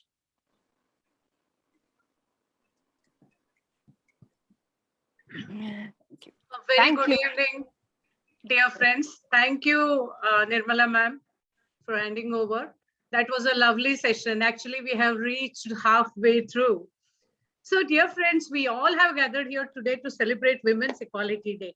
Truly speaking, being a woman itself is a celebration for me. We are emotionally, morally, intellectually, physically strong, and we are just unstoppable. That's what I would say. Now, our Indian culture believes in the concept of Ardhanarishwara. Now, what do I mean by this? There is a Lord Mahadeva, Lord Shiva. He is complete only with his consort Shakti. Shiva is a protector known for his valor, compassion, and while Shakti is his inner strength, determination, love, and creation. So, man, in short, is incomplete without a woman, and vice versa. And today, in this 21st century, women have embarked in each and every field. This is definitely possible with the support of men. It could be in any form, it could be your own grandfather, father, brother, husband, son, grandson, and a friend and a teacher, friend, philosopher, guide. I would conclude like that. But it is, again, it's sad that still we have gender inequality in different parts of the world. But, I don't want to talk about the problems. Without problems, we won't be what we are. That's my faith. So what we have to do is, we as educators, we have a great opportunity and a great responsibility. We are, in fact, shaping the future generations. So let us instill all these qualities of equality, the seed of equality, and treating women with respect into young minds, and so that we are securing our future humanity. So we all are human beings first, and I don't believe in any gender disparity. There is a man in every woman, and there is a woman in every man. So these are my thoughts. I'm Dr. Arundhati Hoskeri from Mumbai, India. So let's proceed further without further ado. So I'd like to invite our speaker, Dr. Famida Mohammed from Sri Lanka. Is she around there? Okay, all right. Famida is a business management professional, trainer, motivational speaker, Toastmaster, corporate trainer, wow, leadership expert. So list is endless, and she has been a women empowerment activist and global host and international moderator. Famida, over to you. Thank you so much, Dr. Arundhati, for that generous introduction, and thank you for this wonderful opportunity to be amongst beautiful, bold, and bodacious ladies. I've been listening to some wonderful speeches, and today we mark the victorious commemoration of women, heroes, within which, let me with pride state and talk about the man ingrained in every woman, the hero that is embedded with every hero, a symbolic and a phenomenal creation that we bear the kindness, the love of God, the strength and the courage of a being to survive any challenge. Blessed is the woman who needs no validation, who chases no wants and handles herself like a leader. Every incident that happens in our life, I believe, is what we choose. Well, we were kind and compassionate enough to support males in their commercial success, whilst pledging peace and everlasting bond at home. Today, we have chosen to still support them and be a part of them, and let them be a part of us, whilst supporting our own growth and development. Dr. Rajput, who advocated his unwavering support towards our well-being, perfectly articulated that we are all, indeed we are, generators of life, prime movers of unity, architects of human value, engineers of the life journey of our entire family, instigators of love, compassion, and bond. What are we not? So it is further to just rekindle that spark and to ignite the fire to apply these skills of an engineer, of the doctor we've played at home, the manager, the leader, into a wider platform that has a wider exposure. What's the big difference? We are no different to those who go out there and see so many challenges. Winners are not seekers of opportunity, they are creators of opportunity. And do I even have to raise the question of whether we are winners? The most complicated management theory is the conspiracy of a household. Kids, in-laws, mom, dad, everybody throwing tantrums at us. Haven't we managed it? Haven't we come through? We have worked in silence, and now our success is going to talk on behalf of us. Well, we have to talk louder when we want to be heard, and discuss when we feel that our opinion needs to be considered. Bow down, not with fear, but with humility. Equality, as we all know, is an element that sustains gender harmony, and we do stand for harmony. Let us extend the love we bear as mothers. And so many leadership theories that I see, and it's been spoken widely on many platforms: lead with love, lead from the heart, lead from within. We stand. And huge business people, Tony Robbins, Elon Musk, Steve Jobs, have come to a conclusion that leadership begins from within. I think it's enough that we demanded respect ourselves. Enough of requesting for empowerment, empower ourselves. When you take self-accountability for your personal and professional development, not only do you create a new journey of life, instead, you also inspire, influence, and impact others who will follow your lead. We always have to remember that our purpose is to find ourselves, the why of our birth, and when that realization has been acquired, we are unstoppable from there onwards. A simple yet a beautiful quote from an unknown philosopher that states that, be the woman that a man and the world needs, not who needs a man nor the world.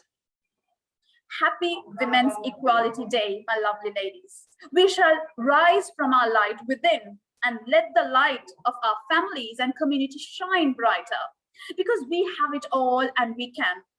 Together we shall, because we understand as much as we request for fairness and just. We are women. We hold the strength and courage of a woman who will equally know that men too deserve fairness and just. And we are ready to support that too. Because you know why? Because we are women and sheroes. Thank you so much for this wonderful opportunity.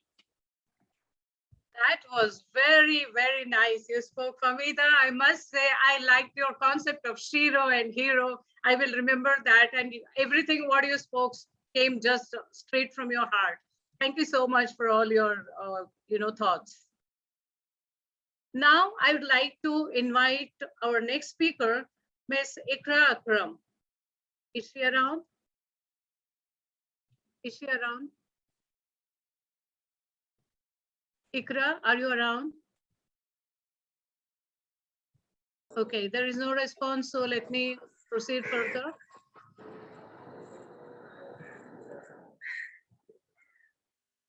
Now I'd like to invite the next person, that is Ambassador Maureen Mia Asmechi. Is she around?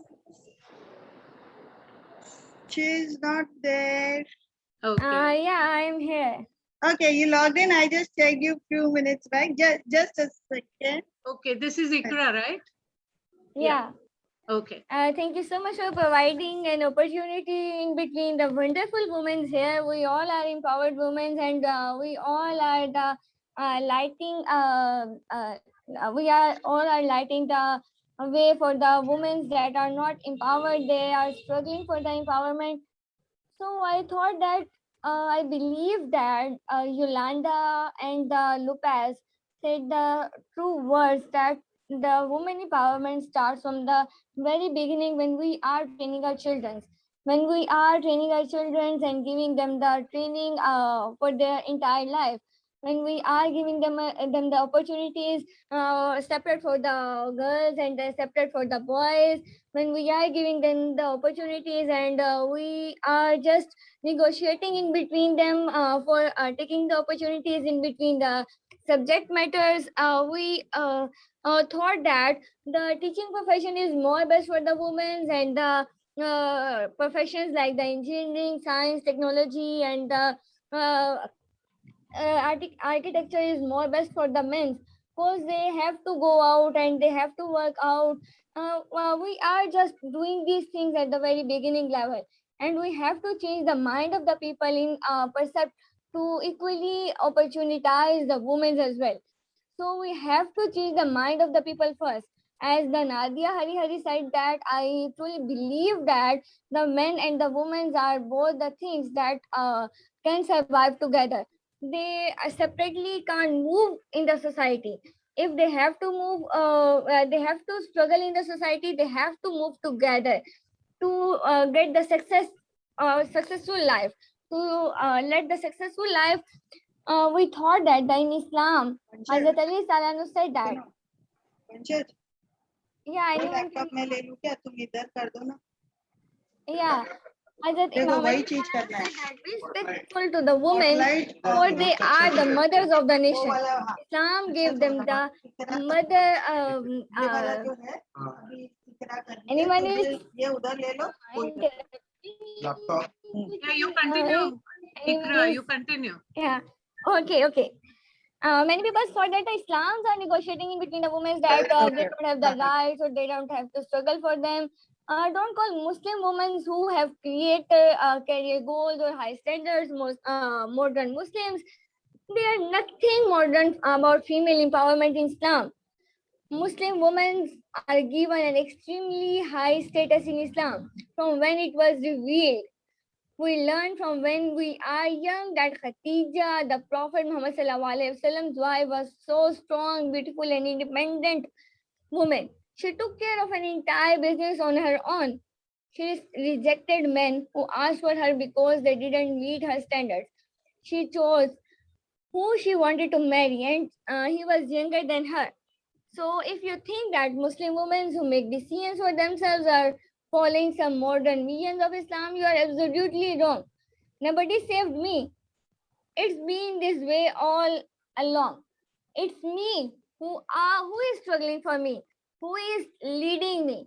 You have to in order to empower the woman, you have to empower yourself. You have to train your mind yourself. You have to struggle for yourself. You have to be motivated for yourself. So absolutely there is a he in between every she. So we can see that in SHE, she, we also see that there is a he in between all of us. So that's why we all are having he in in us. That's why we all are here, we all are together, and we all are empowered women. Thank you so much. That's all that I want to say. Thank you so much. Thank you, Ikra.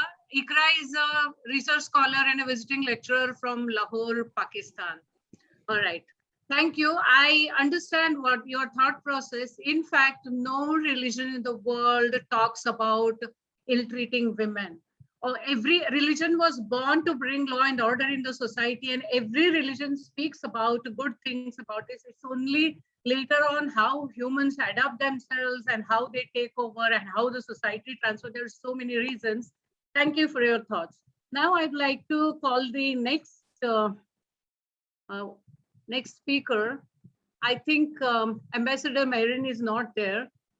Is Miss Imaine Benabed is there? Is she there around, Miss Imaine? Ma'am, Ambassador Marin is there. Who? Marin is okay. All right.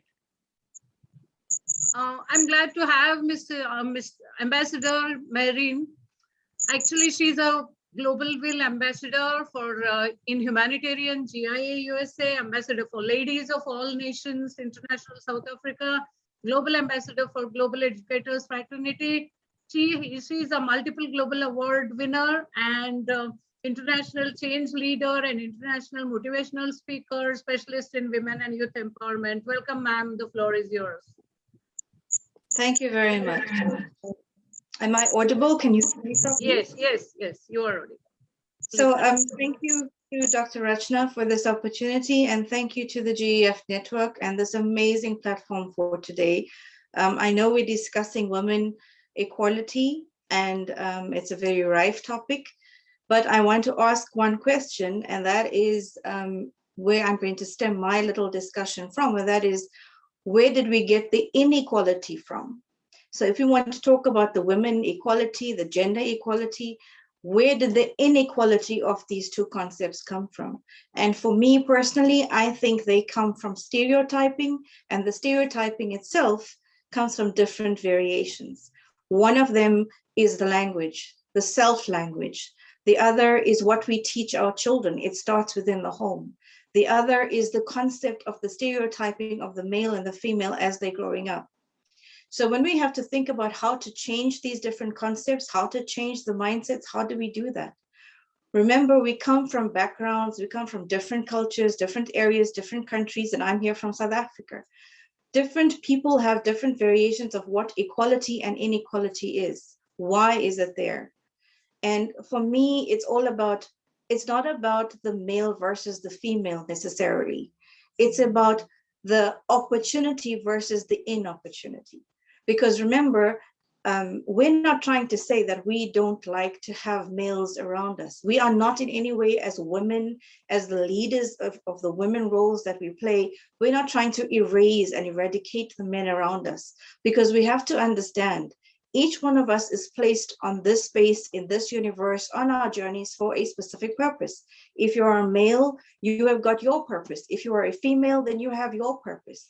All we are saying is, for the equality to happen and that inequality to be erased, we need to be able to work together, to respect each other, respect the individualities, respect that I can do specific things. I am good at certain things. So the mindset changes because it was ingrained, but you have to allow the mindset to change to see the difference. So that's where the concept of change comes in. If you want to see the change, you have got to be the change. And it starts with each one of us. Us as women, it is innate within us that we are able to just get through stuff. So when you have to talk about empowerment, you don't need to have a certificate. If you want to talk about leadership as a woman, you don't need a certificate. You already do this on a daily basis. A mom at home dealing with her family, dealing with her kids, dealing with decision-making processes the entire day to make that home and the children's lives and her spouse's life run smoothly, that's decision-making.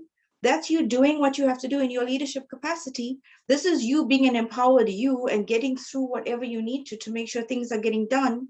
So there's no certificate attached to that, but there's you attached to that. There's you as the woman that you are. And in the role that you play in each of those, whether it's the wife, whether it's the daughter, whether it's the mom, whether it's you as a businesswoman, it is your role that you'll play that defines your equality status within your space, within your business, within your society. It is up to us as women to make sure we do not come across as somebody who hates the man because we want equality. No, I don't want to do what a man does. I want to do what I can do best for me. And what I can do best for me as my empowered self needs to be respected and acknowledged by everyone, including other women, including children, including my male counterparts, because I do it for the best of me, and the best version of me does it best so that everyone around me benefits.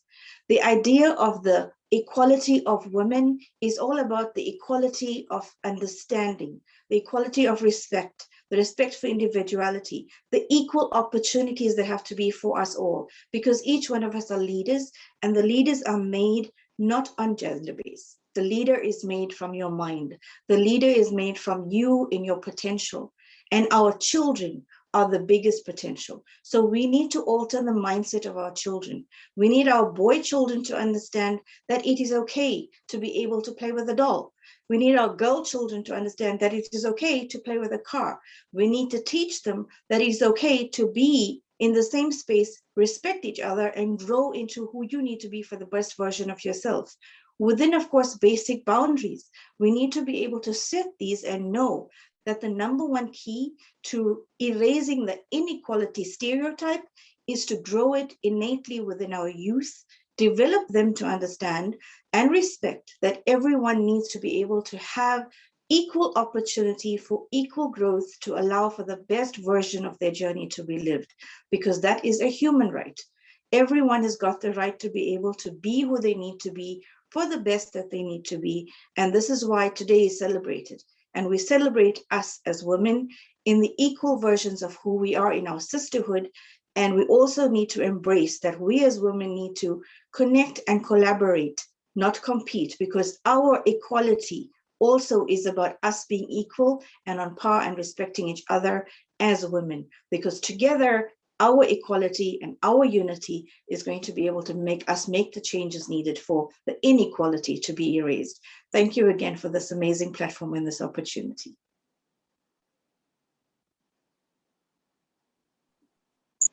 Thank you so much, Ms. Marine. That was wonderful. Your thought process was so structured and the flow was so flawless. And I was really impressed with what you spoke. We wish we had more time to listen to you, more about your thoughts. But I liked your idea of opportunity versus inopportunity. Yes, you are right. Like there is nothing, that we want to create a disparity, but it's all depending on the opportunity. And that is where still we are able to struggle with the dealing with the things what are happening all around the world. And also, you're perfectly right when you said to see the change, be the change. So everything has to begin from within. I really like it. And as you said, the woman is a born leader. And it's important for us to do what we are capable of rather than competing with men. Thank you so much. Now, our next speaker, I would like to invite Dr. Hemlata Ismurthy. Is she around? No, ma'am, Dr. Hemlata is not here. Okay. And Dr. Alexis Hendricks.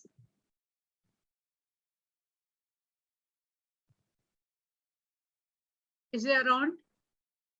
Yes. Hello. She's around. Yeah. Hello. Hello. Yeah.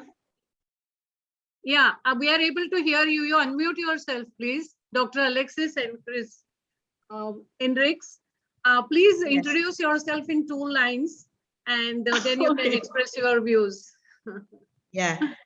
Yeah, I cannot, someone is allowing me to start my video, but then I'm having a hard time with my signal, so I cannot open my camera right now, if That's it's okay. Perfectly okay, ma'am.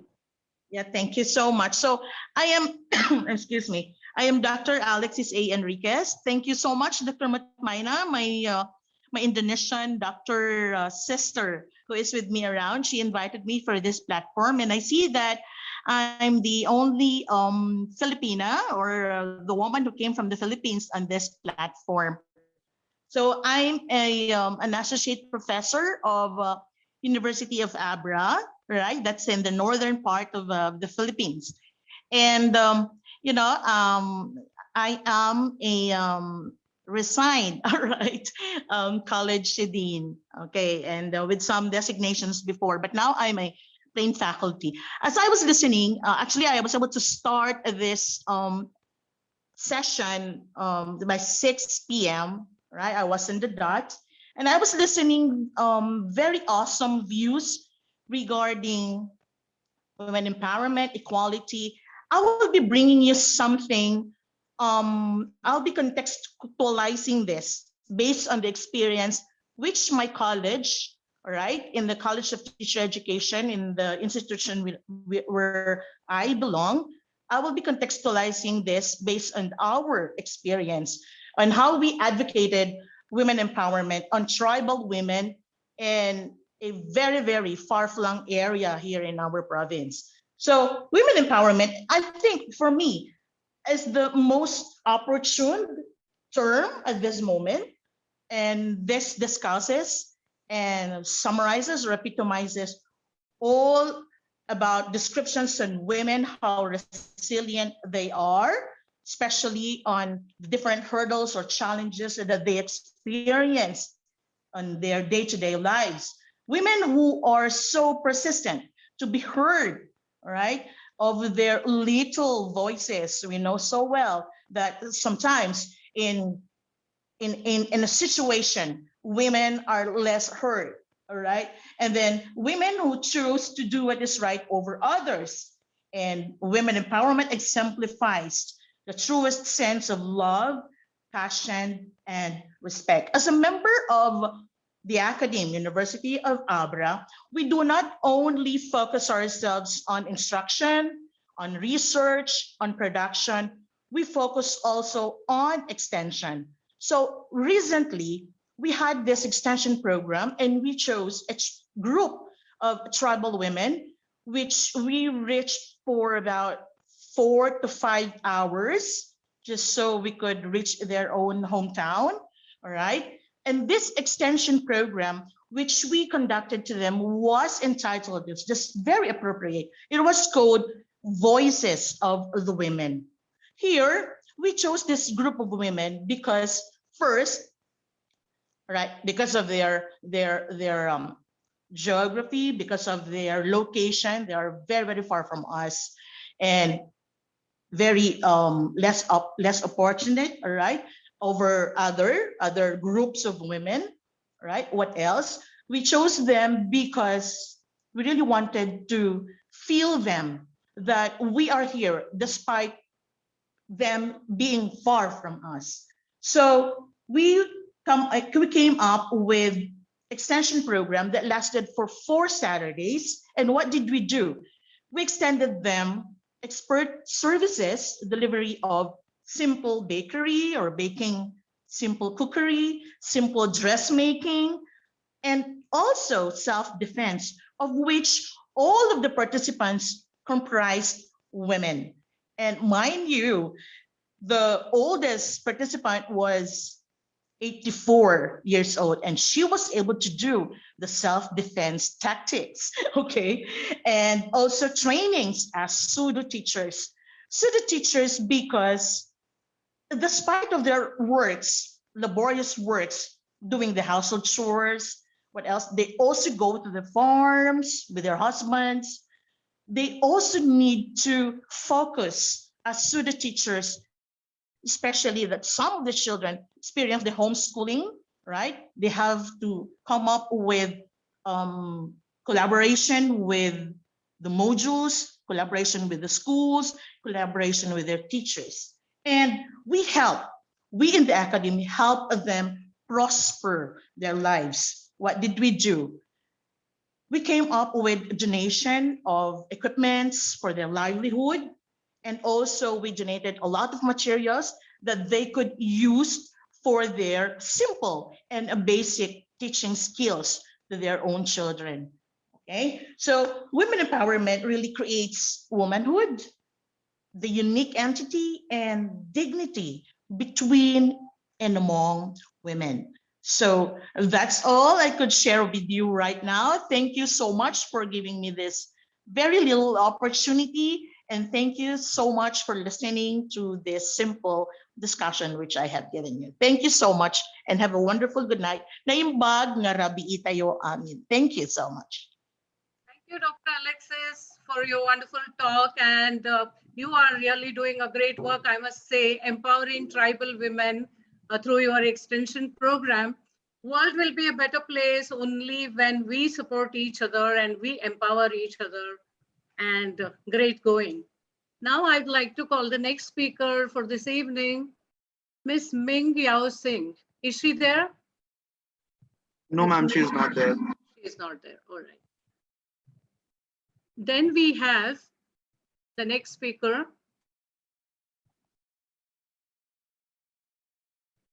Miss Daphne Source. Is she there? Miss Daphne from Pakistan. Is she there? Yes. Yes, I'm here. Yeah, you're there. All right. Just let me introduce Miss Daphne Source. She's the founder and CEO of Carousel Moms Business and Leadership Coaching. She's the first Pakistani to be ranked among the top 10 female coaches in 2021 by Yahoo, Finance and Guinness World Records, international bestseller author and awardee of so many awards. And also she has been nominated for other awards. So the floor is all yours, Miss Daphne. Please carry on. Thank you so much for this great honor to be on this platform with amazing men and women. Speaking on gender equality, the Bible says that a woman was created as a companion for a man, not to be his slave. So why are we being treated as slaves? Mostly it's always that the woman has to be in the kitchen, looking after the kids, cleaning the house and everything. It's mainly the cause that we too have an issue with our mindset. We don't let ourselves to be successful and grow in life. We let the men to dominate us and to do things. Why is that so? Whenever anyone speaks to a woman, they'll ask a mother, are you a stay-home mom or a working mom? But no one asks a man, are you a stay-home dad or a working dad? Why is that? Because he's a man, it's understood that he goes to work. And a woman, she does nothing. She just sits down shaking her legs in the house, right? Arm on arm. But my friends, if a mother or a woman does not do anything in the house, how are the children growing? How is the home so clean and managed? A woman is born in her DNA with managerial skills. She's already a businesswoman. She looks after so many areas in the house, be it the kitchen, the laundry, the driving, the cleaning, every single thing, name it. She is born a mompreneur, a businesswoman, even if she's not a mother. So why is this question asked? Even men are never asked, where are your children if you're at work and sitting so late? But yes, should a mom go just for even a haircut? It's like, oh my God, what kind of a woman is this? She really has no responsibility. She doesn't care about a child. She's, one of the cheap women. What is so wrong about us going to the parlor and doing something or anything? Yes, if you're sitting 24/7, yes, that is definitely irresponsibility. But I don't think any woman would do that. If she really didn't want that child, do you think 9 months she would have kept that child in her? Every life begins with a woman. You come into this world from a woman, but at the same time, it is the man and woman, and it is their equal responsibility to raise a child. Men always want that their daughters and sons should study well and do well in life. But what are the children seeing? They are mostly spending time with their mother. And it is a saying of monkey see, monkey do. Children learn more by what they see, right? Than what you say. We are all educationalists here. And we know you might sometimes have to repeat things 10, 20, and even 1,000,000 times, and it doesn't get stuck in the head. But seeing it, that's why social media is so successful. Children love their games and their TV because when they visualize, they see a lot of things. So what role example is the mother giving? Besides this, I see that in many countries, like even my home country, men don't like to see us women associating with other men. It's not always necessary when you see a man and woman together. It's a love story and romance. It's never that. But yet they get bugged. Why are you talking to that man? But have you ever thought, if the good Lord calls you today, where is that woman going to go? Where are your children going to go? On the streets? You are pushing them to the edge to go to other men, to make an earning, to keep their children alive and educate them. Women need stability and freedom. And when a woman is happy, the family is happy. The saying goes, educate a man and you educate a person. But educate a woman and you educate a nation. So don't put this blame. With a recent incident that has happened in my home country, and I want to voice this very clearly. Why is that one woman being accused, saying, well, we men couldn't control ourselves? To hell with you men. You need to learn, and this has to start from home, that men need to, and boys need to know how to respect their sisters and their mothers, and every single woman. Why is always the blame put on the woman? She needs to dress up like this. She needs, and her izzat is her dupatta. Is our izzat and our respect only in a piece of cloth? No, I'm sorry about that. So please educate your men, because the man is the head of the family. But don't forget, women are the heart of the family. If any one of you right now in my audience or on this platform can live without their heart or their head, prove it to me. The head needs the heart and the heart needs the head. Thank you so much.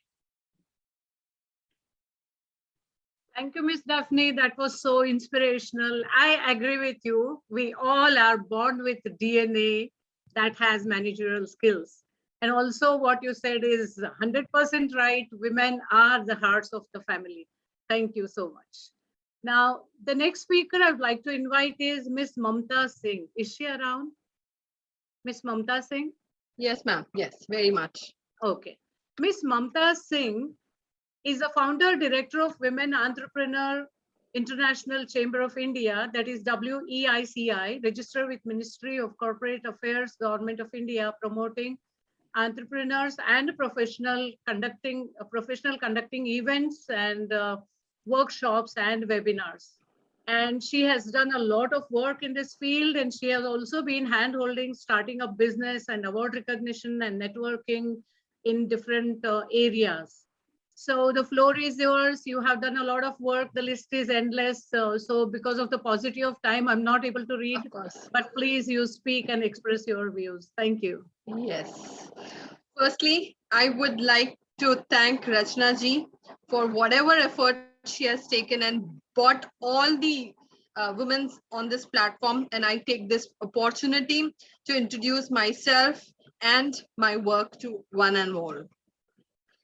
I will begin with this amazing shloka which says, Balika aham balika, Navyuga janita aham balika, Naha ham bala, Durbala, Adi Shakti aham balika, which means I'm a girl of modern times. I'm not feeble or powerless. I am Adi Shakti. I am Ambika. So let me introduce to you all. This is Mamta Singh, Founder Director of Women Entrepreneurs International Chambers of India, registered with Ministry of Corporate Affairs, providing opportunities for women entrepreneurs, promoting businesses, education, healthcare, and culture. Wiki India promoting marketing, branding platform through social media exhibitions, cultures across the border, supporting and motivating women and young minds to start a business by conducting workshops and so on. Also working on facilitating business management programs, entrepreneurship management programs, and export-import management programs, aiming to take Indian women participating in international exhibitions and trade fairs and conducting cultural exchange programs, getting the international women to our India, wherein they can exchange the ideas. And I think we are at the right forum at the moment. I am proud owner of Amaji World Travelers Paradise, running my own travel business, catering outbound and inbound travels. I'm a program director of Ghumar India Festival, promoting Indian heritage culture. Ghumar is Indian folk dance, comes from Rajasthan state. In 2019, I am proud. I promoted along with one of the organizations who collaborated to organize a Ghumar festival wherein 5,000 women came together and they danced in one music and one rhythm. That was another level of women empowerment, what I cherished in my life during 2019. This event was symbolized team building, unity, women empowerment, and through culture. Wiki India looking forward for opportunities to broadcast their talents and promote Indian at the international level. The women who are in job have to also fulfill the job responsibilities by managing home and families. The life of women is very hard, but she gets little or no appreciation. There are a lot of women who are extremely talented and multitasker, but have no recognition in the society. So I present a concept of women empowerment through women entrepreneurship. Entrepreneurship is the future of the modern society. Entrepreneurs are people who come out with new ideas and innovation, which is significant for the growth of any business. Empowerment of women entrepreneur is an innovative success mantra for development of economy like India. Entrepreneurship among women has led to their empowerment in the country like India. Today, women have acquired a significant position in social life, economic activities, and decision-making among their families. Earlier, their role in productive work, employment generation, and income-oriented activities were hindered by many socio-economic constraints. Hence, a need was felt to formulate policies which aims for the empowerment and entrepreneurship of women.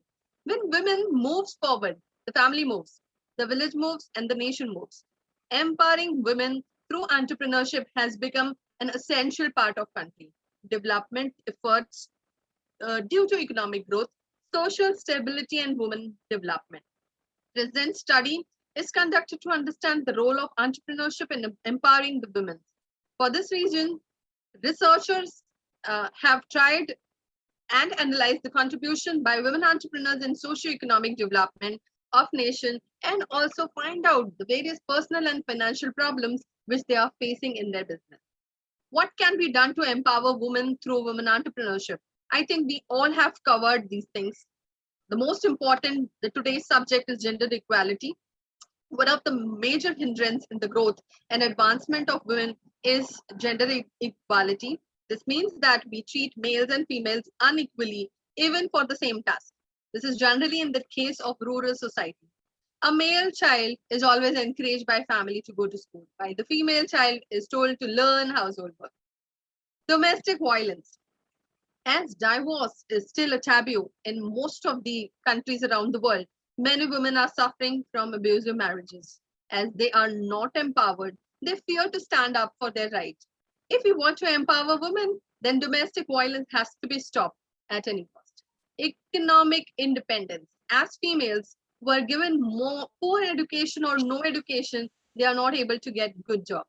Thus, either they have to stay at home or do lesser paid jobs.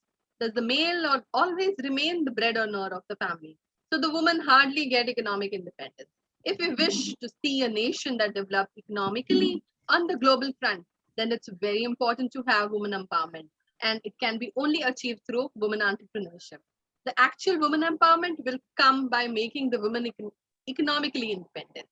Women and education, we have been talking, and I think Dr. Rachna, she is already doing so much in this arena through her initiative Fun to Learn and other.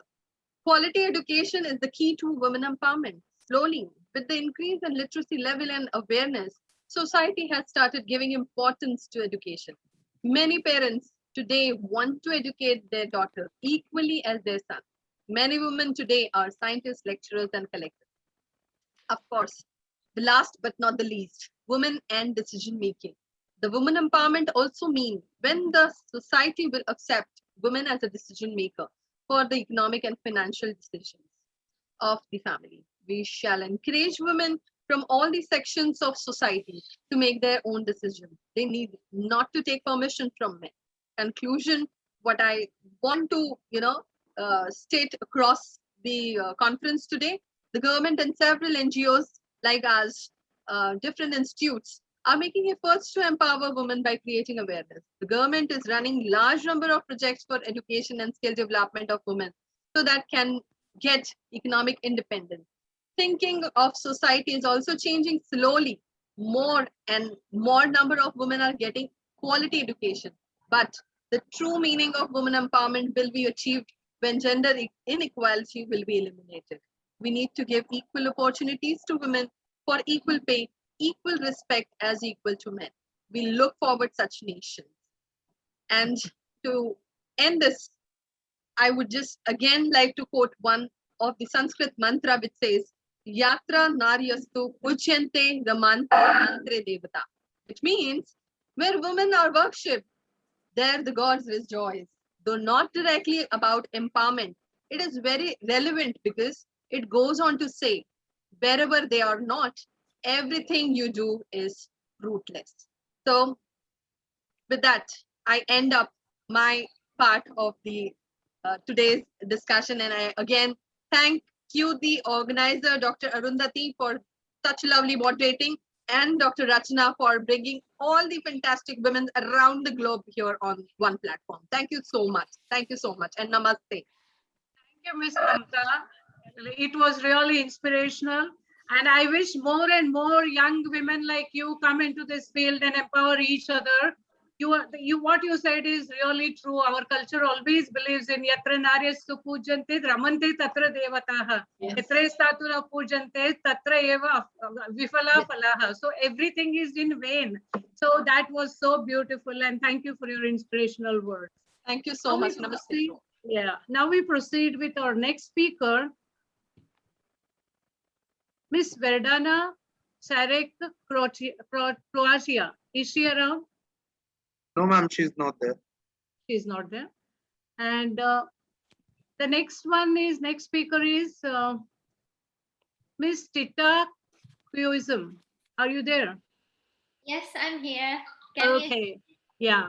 Miss Tita is from Finland. She's a marketing manager at Kipuax Limited medtech company, which also aims to be leading domain in pain management worldwide. Wow, that's nice.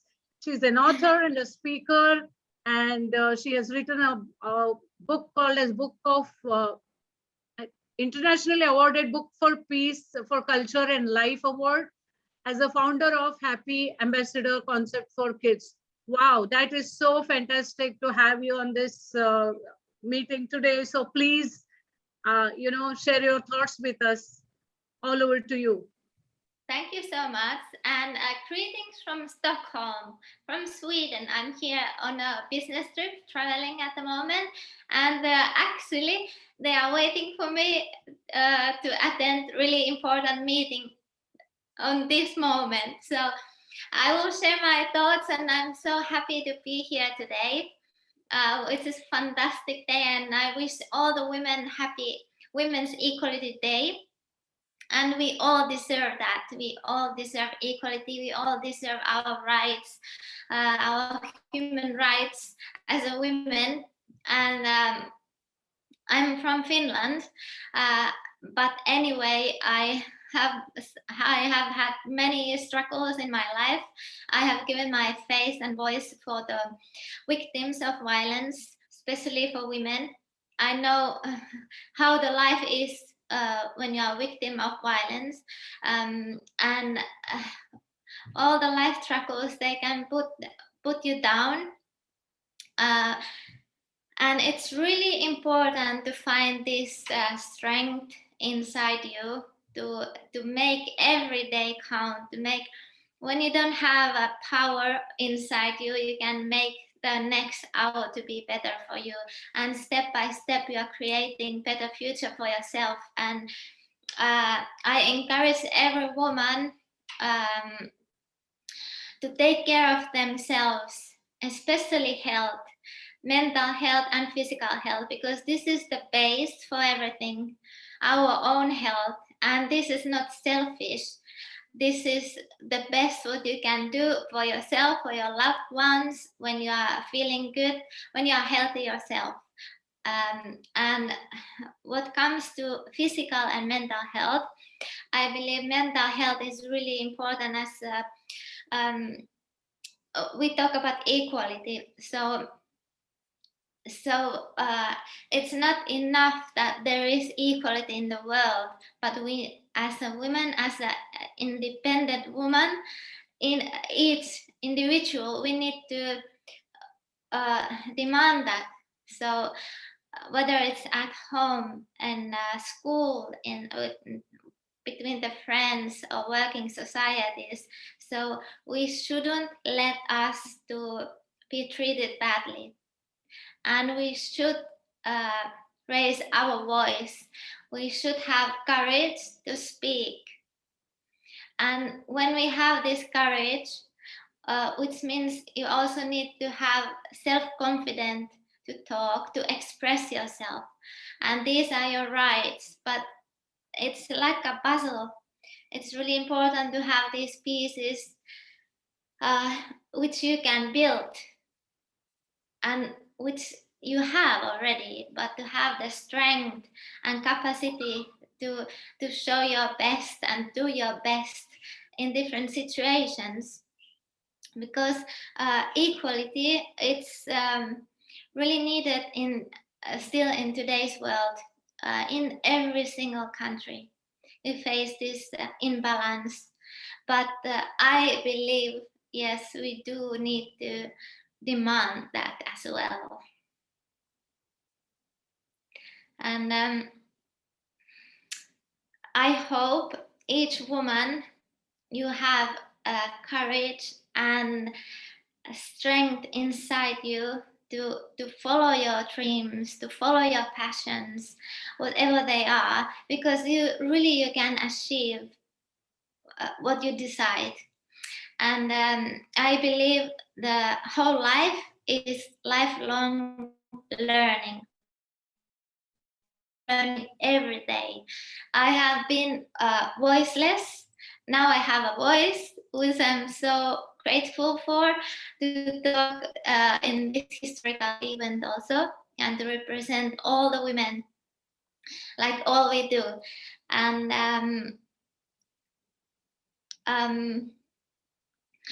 also, it's important to challenge ourselves to be better and to learn.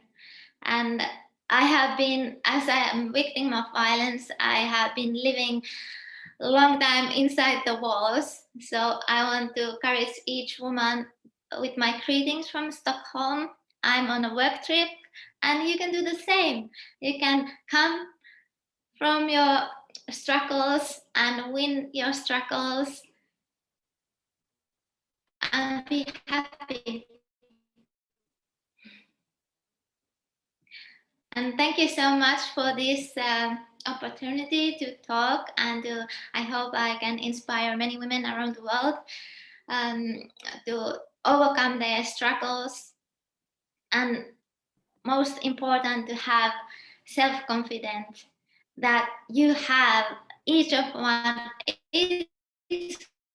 of us things to give to the world. And that's important, to be just the way you are. And thank you for this time. Now I'll go to represent KeepWorks Healthcare Solutions to the meeting, which I'm really grateful for, to have voice there as well. Thank you, Tita, for that first-hand narration of how you suffered and how you came out of it. I'm sure many women would take, all my viewers also will take inspiration from this. Thank you. God bless. Thank you. Is there anyone left? Is there anyone left? Arundhati ma'am, 1 second. That is empowerment when we, like as she mentioned, she has been a victim.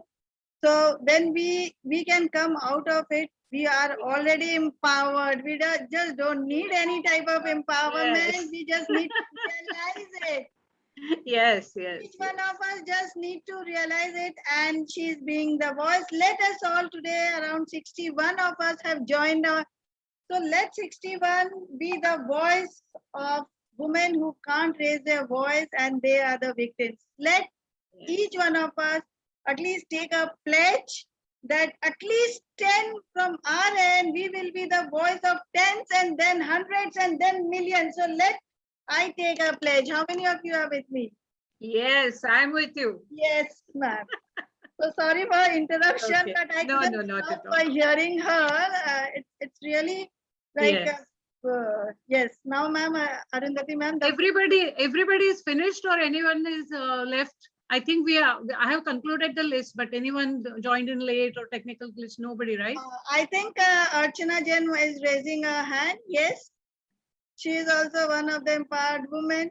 Do you want to say anything? I felt. Huh?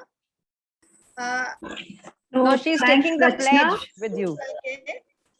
Thanks, Rachna, for giving me this opportunity, but I was just taking the pledge. Yeah, that's what I was thinking. She was taking the pledge. Yeah, so there's a background noise coming, so I'll just mute my screen. Okay, so Dr. Thank you for Muchimenya is also raised her hand. So yeah. Did you miss your turn? I feel. Yes, please. Okay. Good evening, everybody, all of my wonderful women in this platform. I'm so happy to meet all of you. I believe in this conference, in this women congress, we will be support each other. So allow me to introduce myself. My name is Mutmainah. I am the lecturer in the Faculty of Teacher Training and Education at my university in Indonesia. And also this is, I think this is the second time I'm joining Dr. Rachna conference to be a speaker here. So thank you for having me and invite me. Well, women's empowerment disease can change the world. We believe that, and then we need to be support all the women all around the world to believe this one. Yeah, we cannot be a change the world. Yeah, I'm totally agree with all of the speakers that have mentioned about educate women. You are educate your future, you are educate your family. And also we need to be ourselves, and also we must be confident and not compare ourselves with the men. I think this is the very important. So women need to be empowerment. I am totally agree with Madam Alexis have explained about education, Tita Kusma, also Madam Mantasing, and Madam Mahren about how to be empowerment women. The basic foundation, this is education. And also I have taken out some of the point from all of you. The first one about the mindset. Today, we must empower women in the technology, or we must to representing them as new women in the virtual era.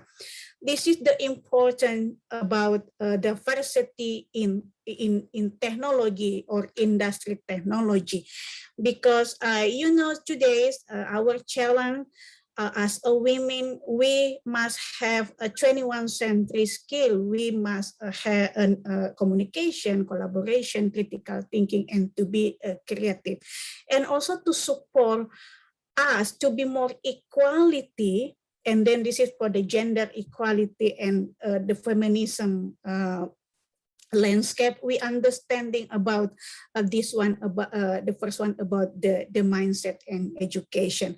And also, you know that today's we are women have so many responsibility in a home, and also we believe that we can having it all. We can manage our career, we can manage our family, take care about, with our family.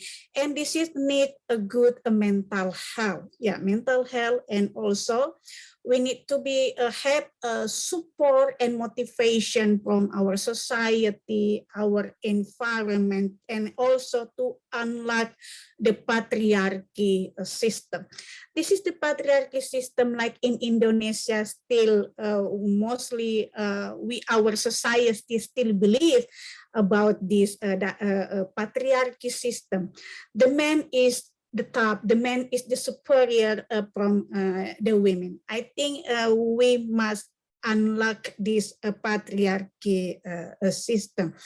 And also the next about the technology, because today we are practice physical distancing and the social distancing, and all of the school we manage at home. This is like homeschooling, and we get some of the data. Most of the women or mother in home, they get stressed. They get stressed when they manage their children virtual classroom in home, because this is they need to be empowered in technology or ICT, information communication, and the technology. And also I believe when we are empowerment women with the technology can help women to be more empowered in many aspects, like in smart economy, including getting jobs, financial service, reduce poverty, skill development, and then market information. So to be more get diversity in this arena, about us to be more equality, need to be, yeah, we must be confident and believe ourselves. We can do together. We can be hand by hand with men and men. This is our teamwork. I mean that here, this is not about how to be competing with the men, but how we can be collaborate with the men, and then we can be grow together to change the world. So thank you for listening to me. Assalamualaikum warahmatullahi wabarakatuh. Good night, everyone. Thank you so much for sharing your thoughts.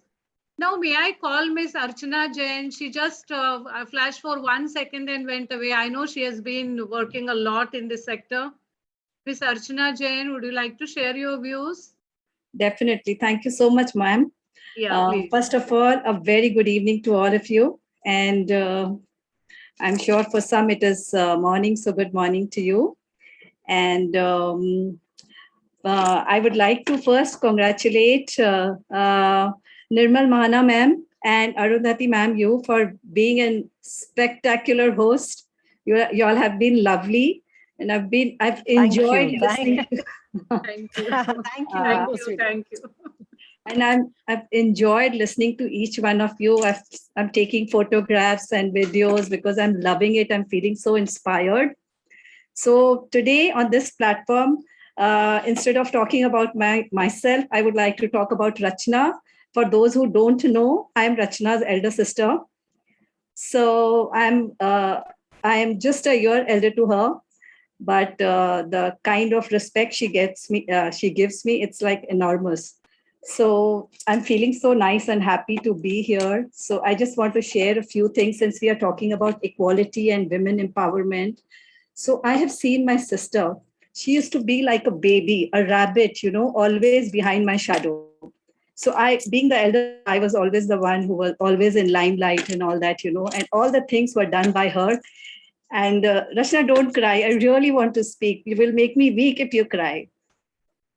So I have seen her journey from that timid little, baby to where she is today. The time when pandemic started, COVID-19, nobody had known this, and her classes used to be physical. So no one had ever imagined that we could go on Zoom and online classes. I have seen her growth from there, and the amount of friends she's made. This fraternity where I'm able to meet so many of you wonderful women. So all this, I just salute her for her consistent, going on trying, sometimes with one laptop, and there is so many hiccups, and a single lady. So Rachna, you're crying, so I won't be able to talk more, but I really wanted to say a lot. Whenever I see her, she reminds me of my mom. My mom was a multitask lady, and wherever she put her step, there wasn't a single person who didn't love her, like her, or so to say. I mean, how she loved me. Any street-going person or a sweeper or anybody who came in contact with her would love her the same way, because she loved equally. How so many people today said that we can always empower each other, uplift each other by motivating. And that's the beauty of us women. And that qualities I saw in my mom. And then I see the same, all those qualities in her. And my heart fills with pride, to see her have you all together. So I think this is an ideal platform. And thanks, Rachna, for giving me this. And she is very lucky to have you as her elder sister. It's very important to have her as my younger sibling. I was going to say that elder sister is like a second mother, and you proved it right. True. And she's a wonderful Whether you are person. 1-year-old or 10-year-old doesn't matter, but that elder sister is elder sister. Yeah, she gives me that. So thank you so much.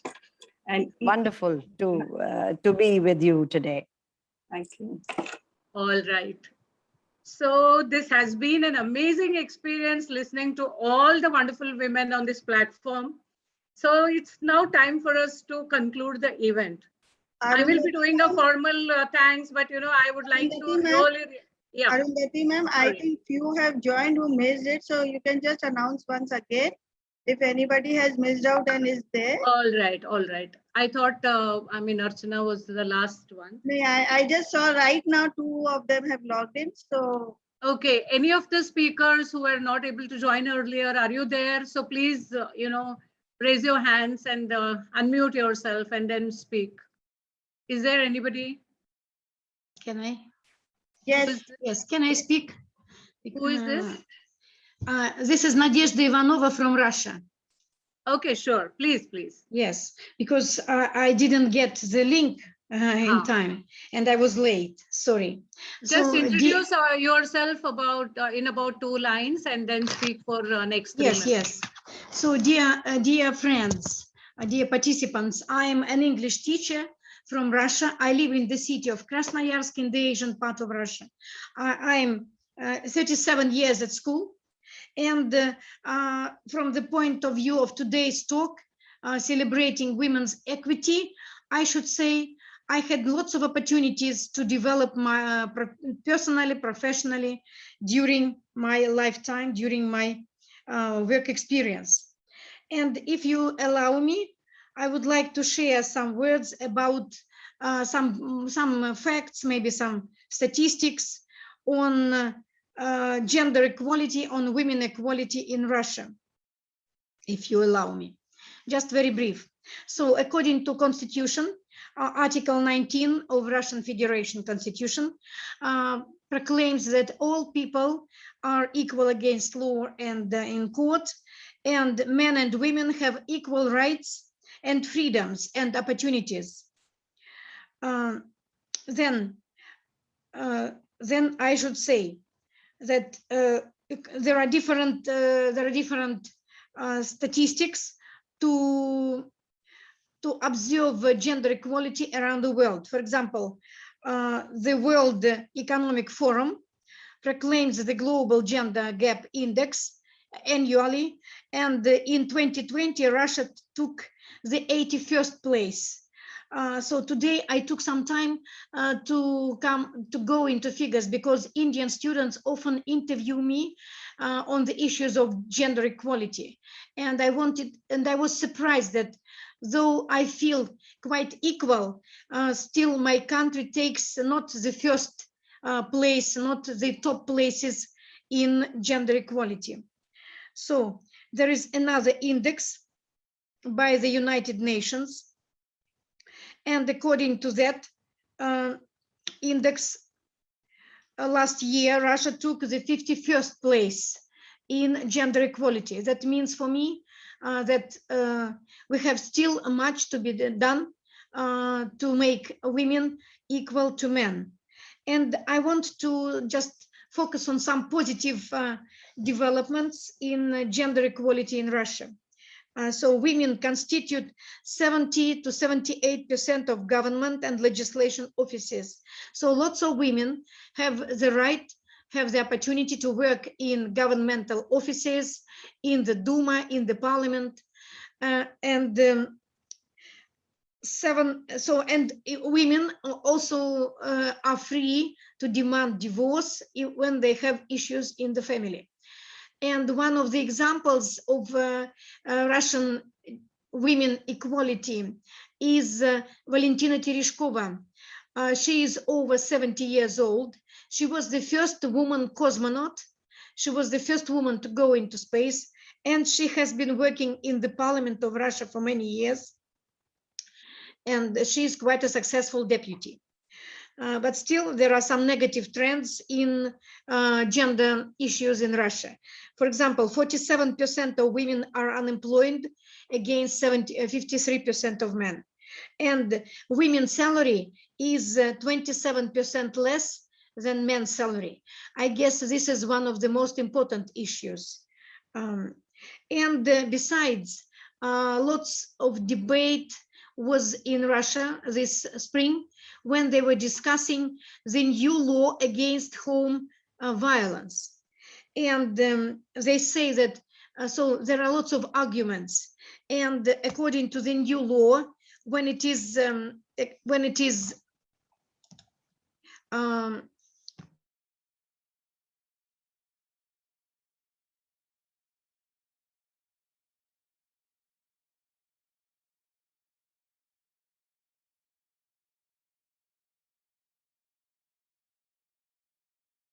Arundhati ma'am, I think she had logged out. Lost the connection. Yes. So you can proceed further.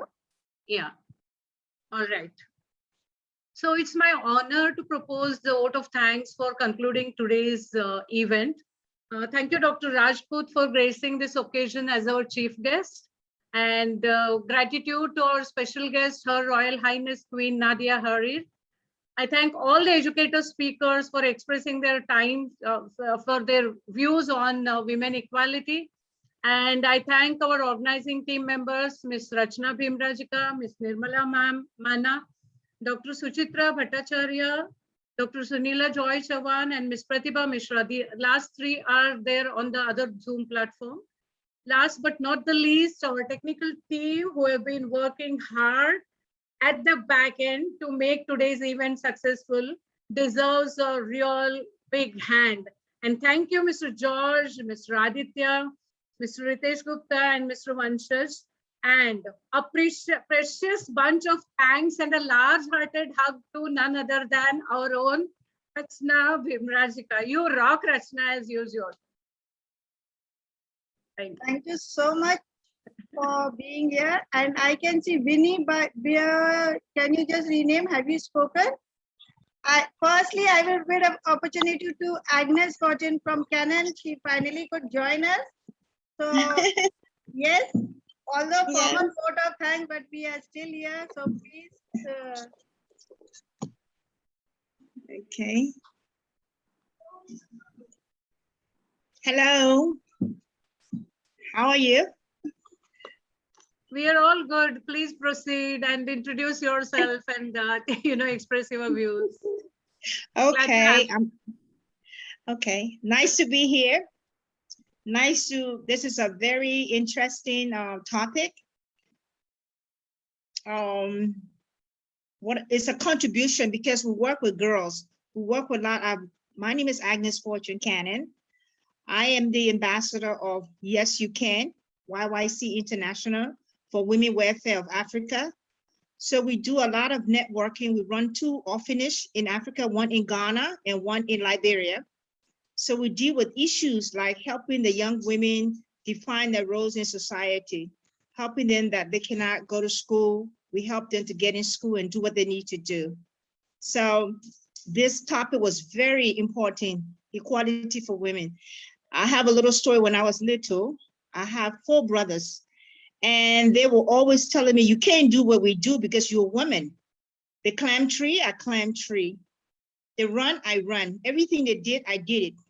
So they used to call me boy, girl, because I thought that whatever they could do, I could do it. And that's what we instill in the young women today that we work with. We let them know there's nothing impossible. You just have to apply yourself. And don't depend on a man. You have to make yourself self-sufficient and try to find your way to be better in society. So this topic about equality is very needed to be spoken about. We need to instill in our young women to let them know that they can do anything if they apply themselves. They don't have to depend on the man.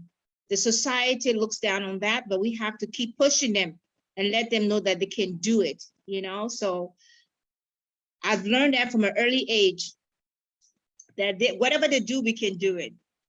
And they always say behind every successful man, there's a woman. No, besides every successful man, there's a woman.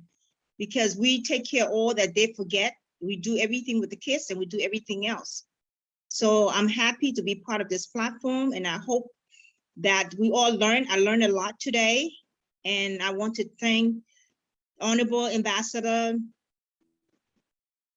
Dr. Lucas for taking me by the hand and showing me that she's my mentor, that whatever you want to do, you can do it, and it's possible. So I want this message to go out to all the young women out there. Don't let anything stop you. Somebody's going to listen. Somebody's going to pull you up. Just don't give up.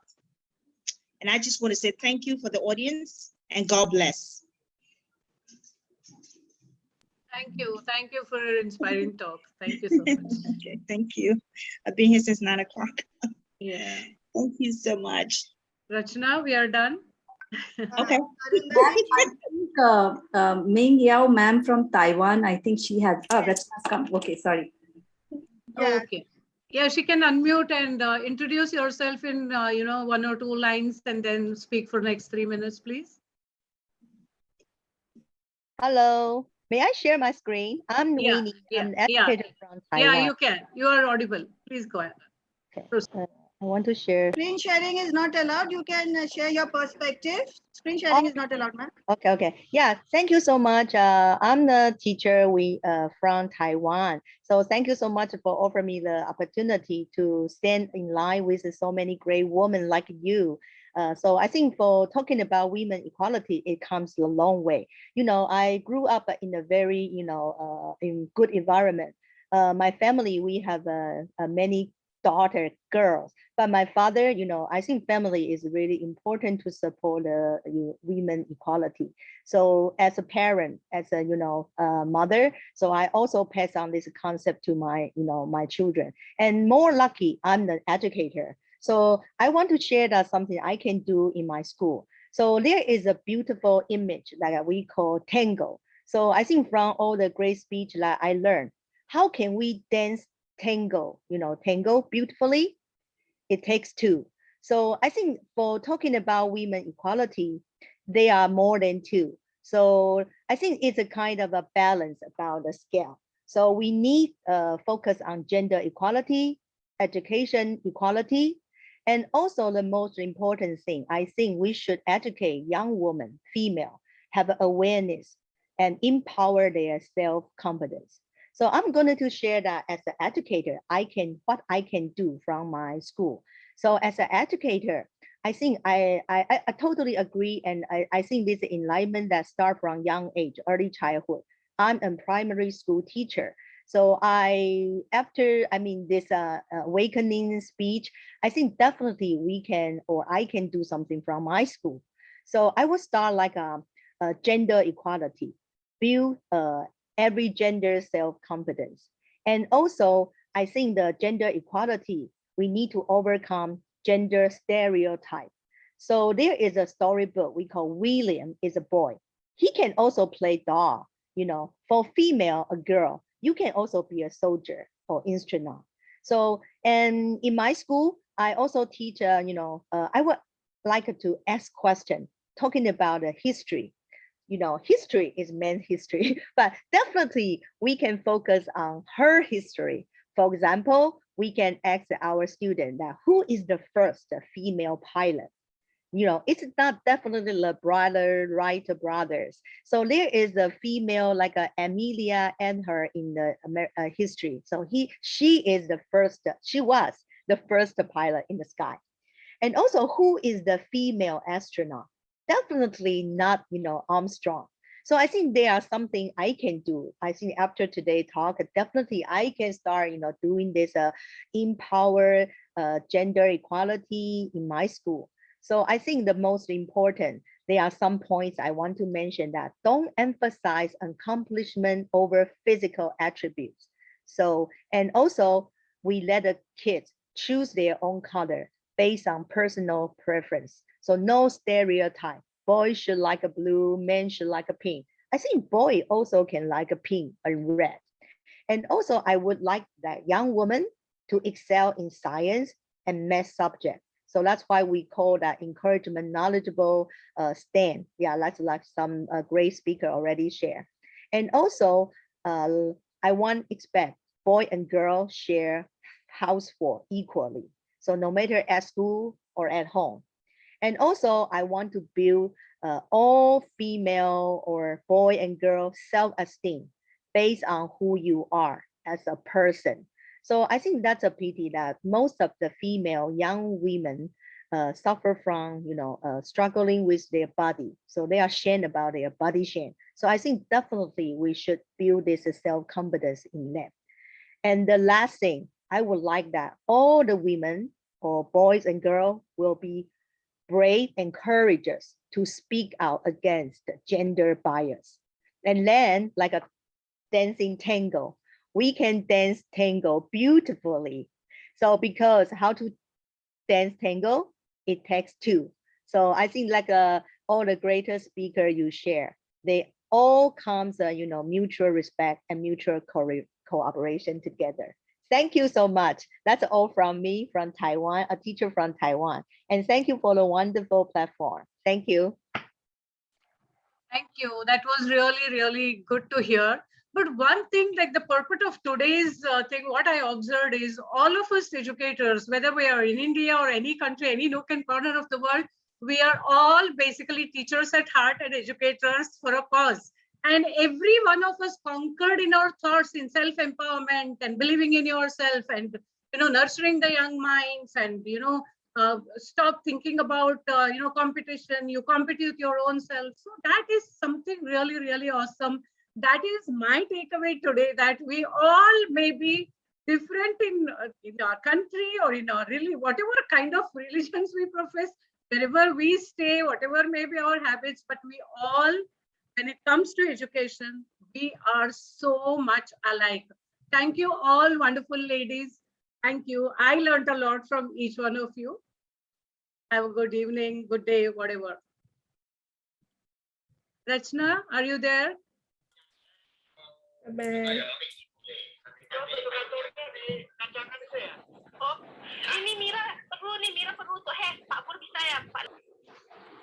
Who is talking?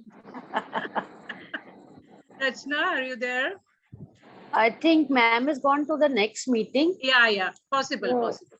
So I think we can conclude. Nirmala ma'am, may we conclude the meeting? I am very much there. Thank you all for being here. we have to manage. Arundhati, I'm Nirmal, not Nirmala. Okay, sorry. and here the journey begins. Yes, this was not just one day Women's Equality Day. The journey begins from here. Do join us at our Global Educators Fraternity International Forum, and together we can rock and we can do what we all wish for. So please stay tuned, be in a group, and be updated for our upcoming events in September. We have 2-3 more events coming up, so we will keep you all posting. Till then, bye-bye. See you just for today and for Zoom. Yes. Thank you so much, everyone. Good night. Thank you, Arundhati ma'am, Nirmal ma'am, for taking the event flawlessly well. Thank you so much. Thank you. Good night. Good night. Bye-bye. See you.